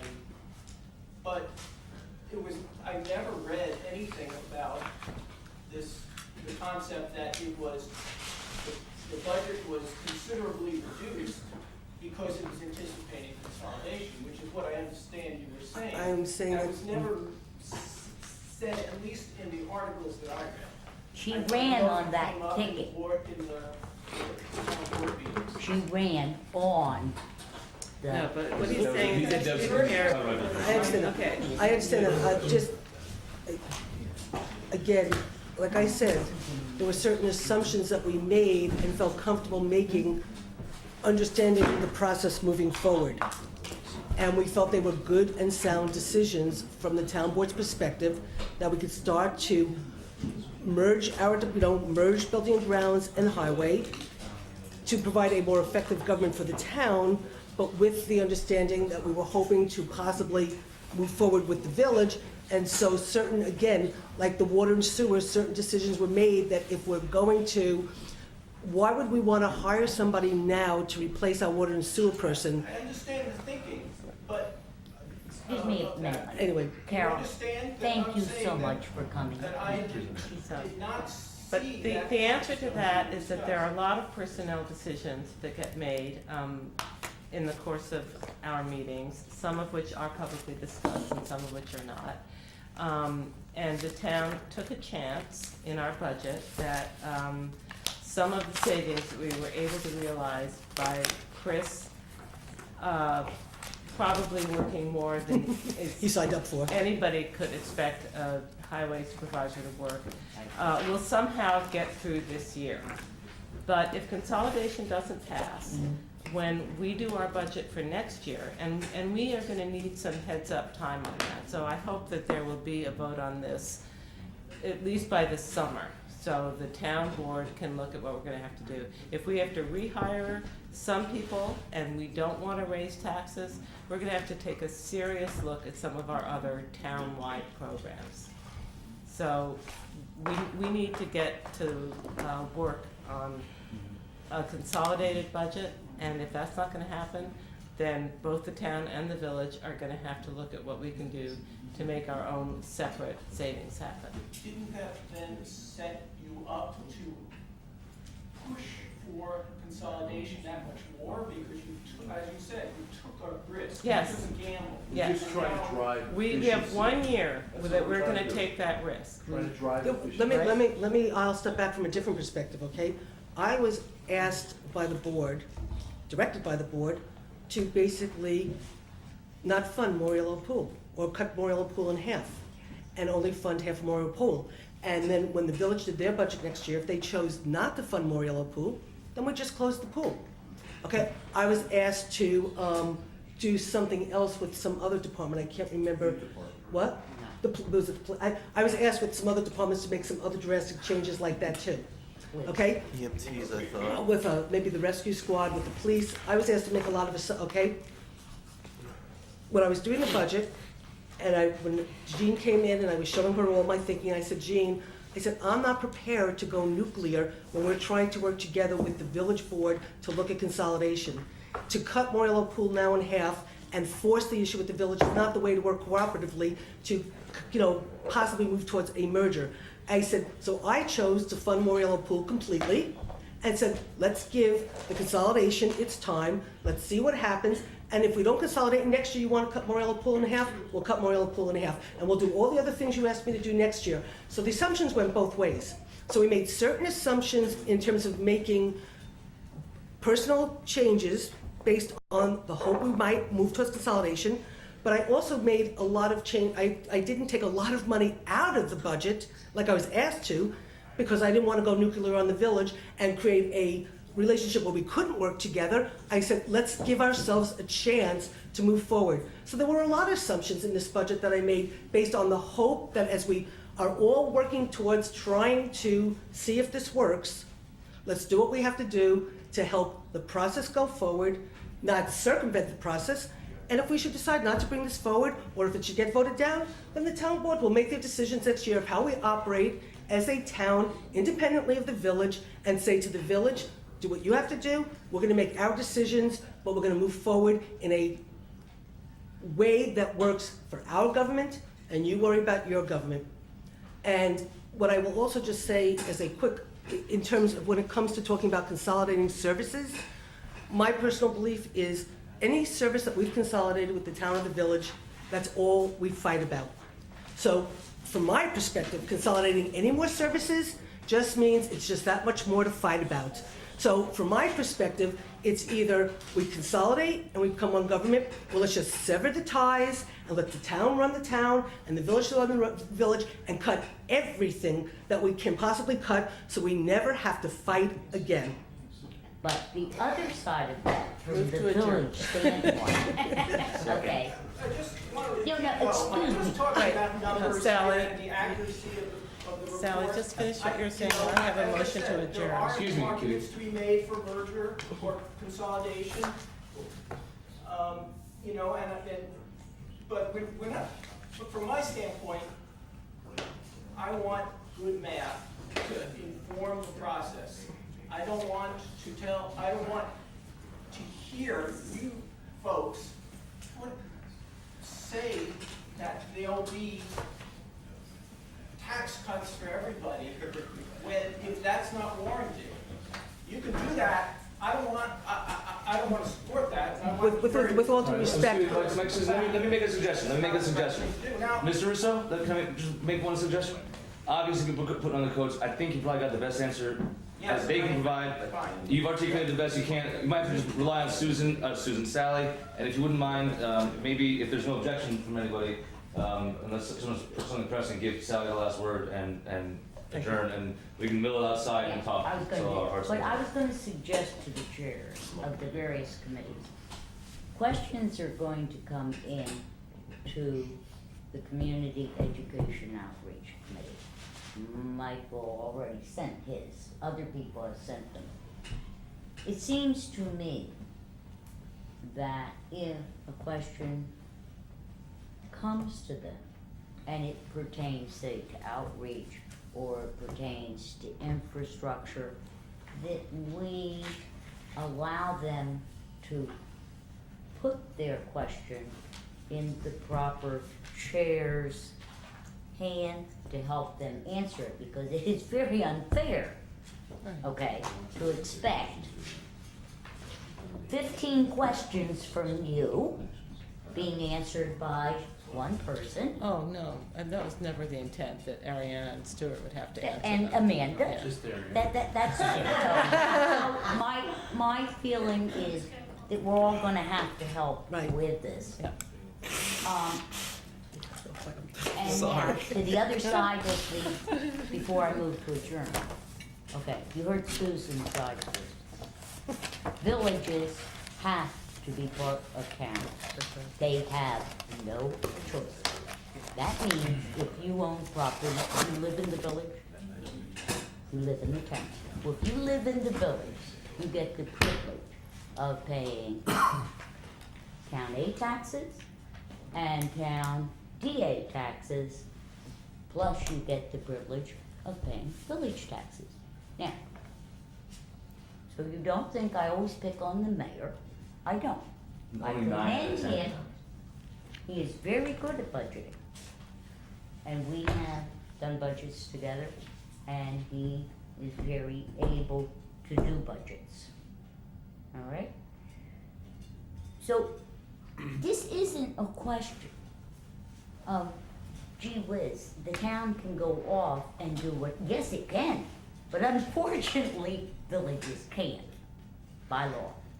And that, we believe, those of us who support consolidation, believe there's much more advantage to this than just financial advantages.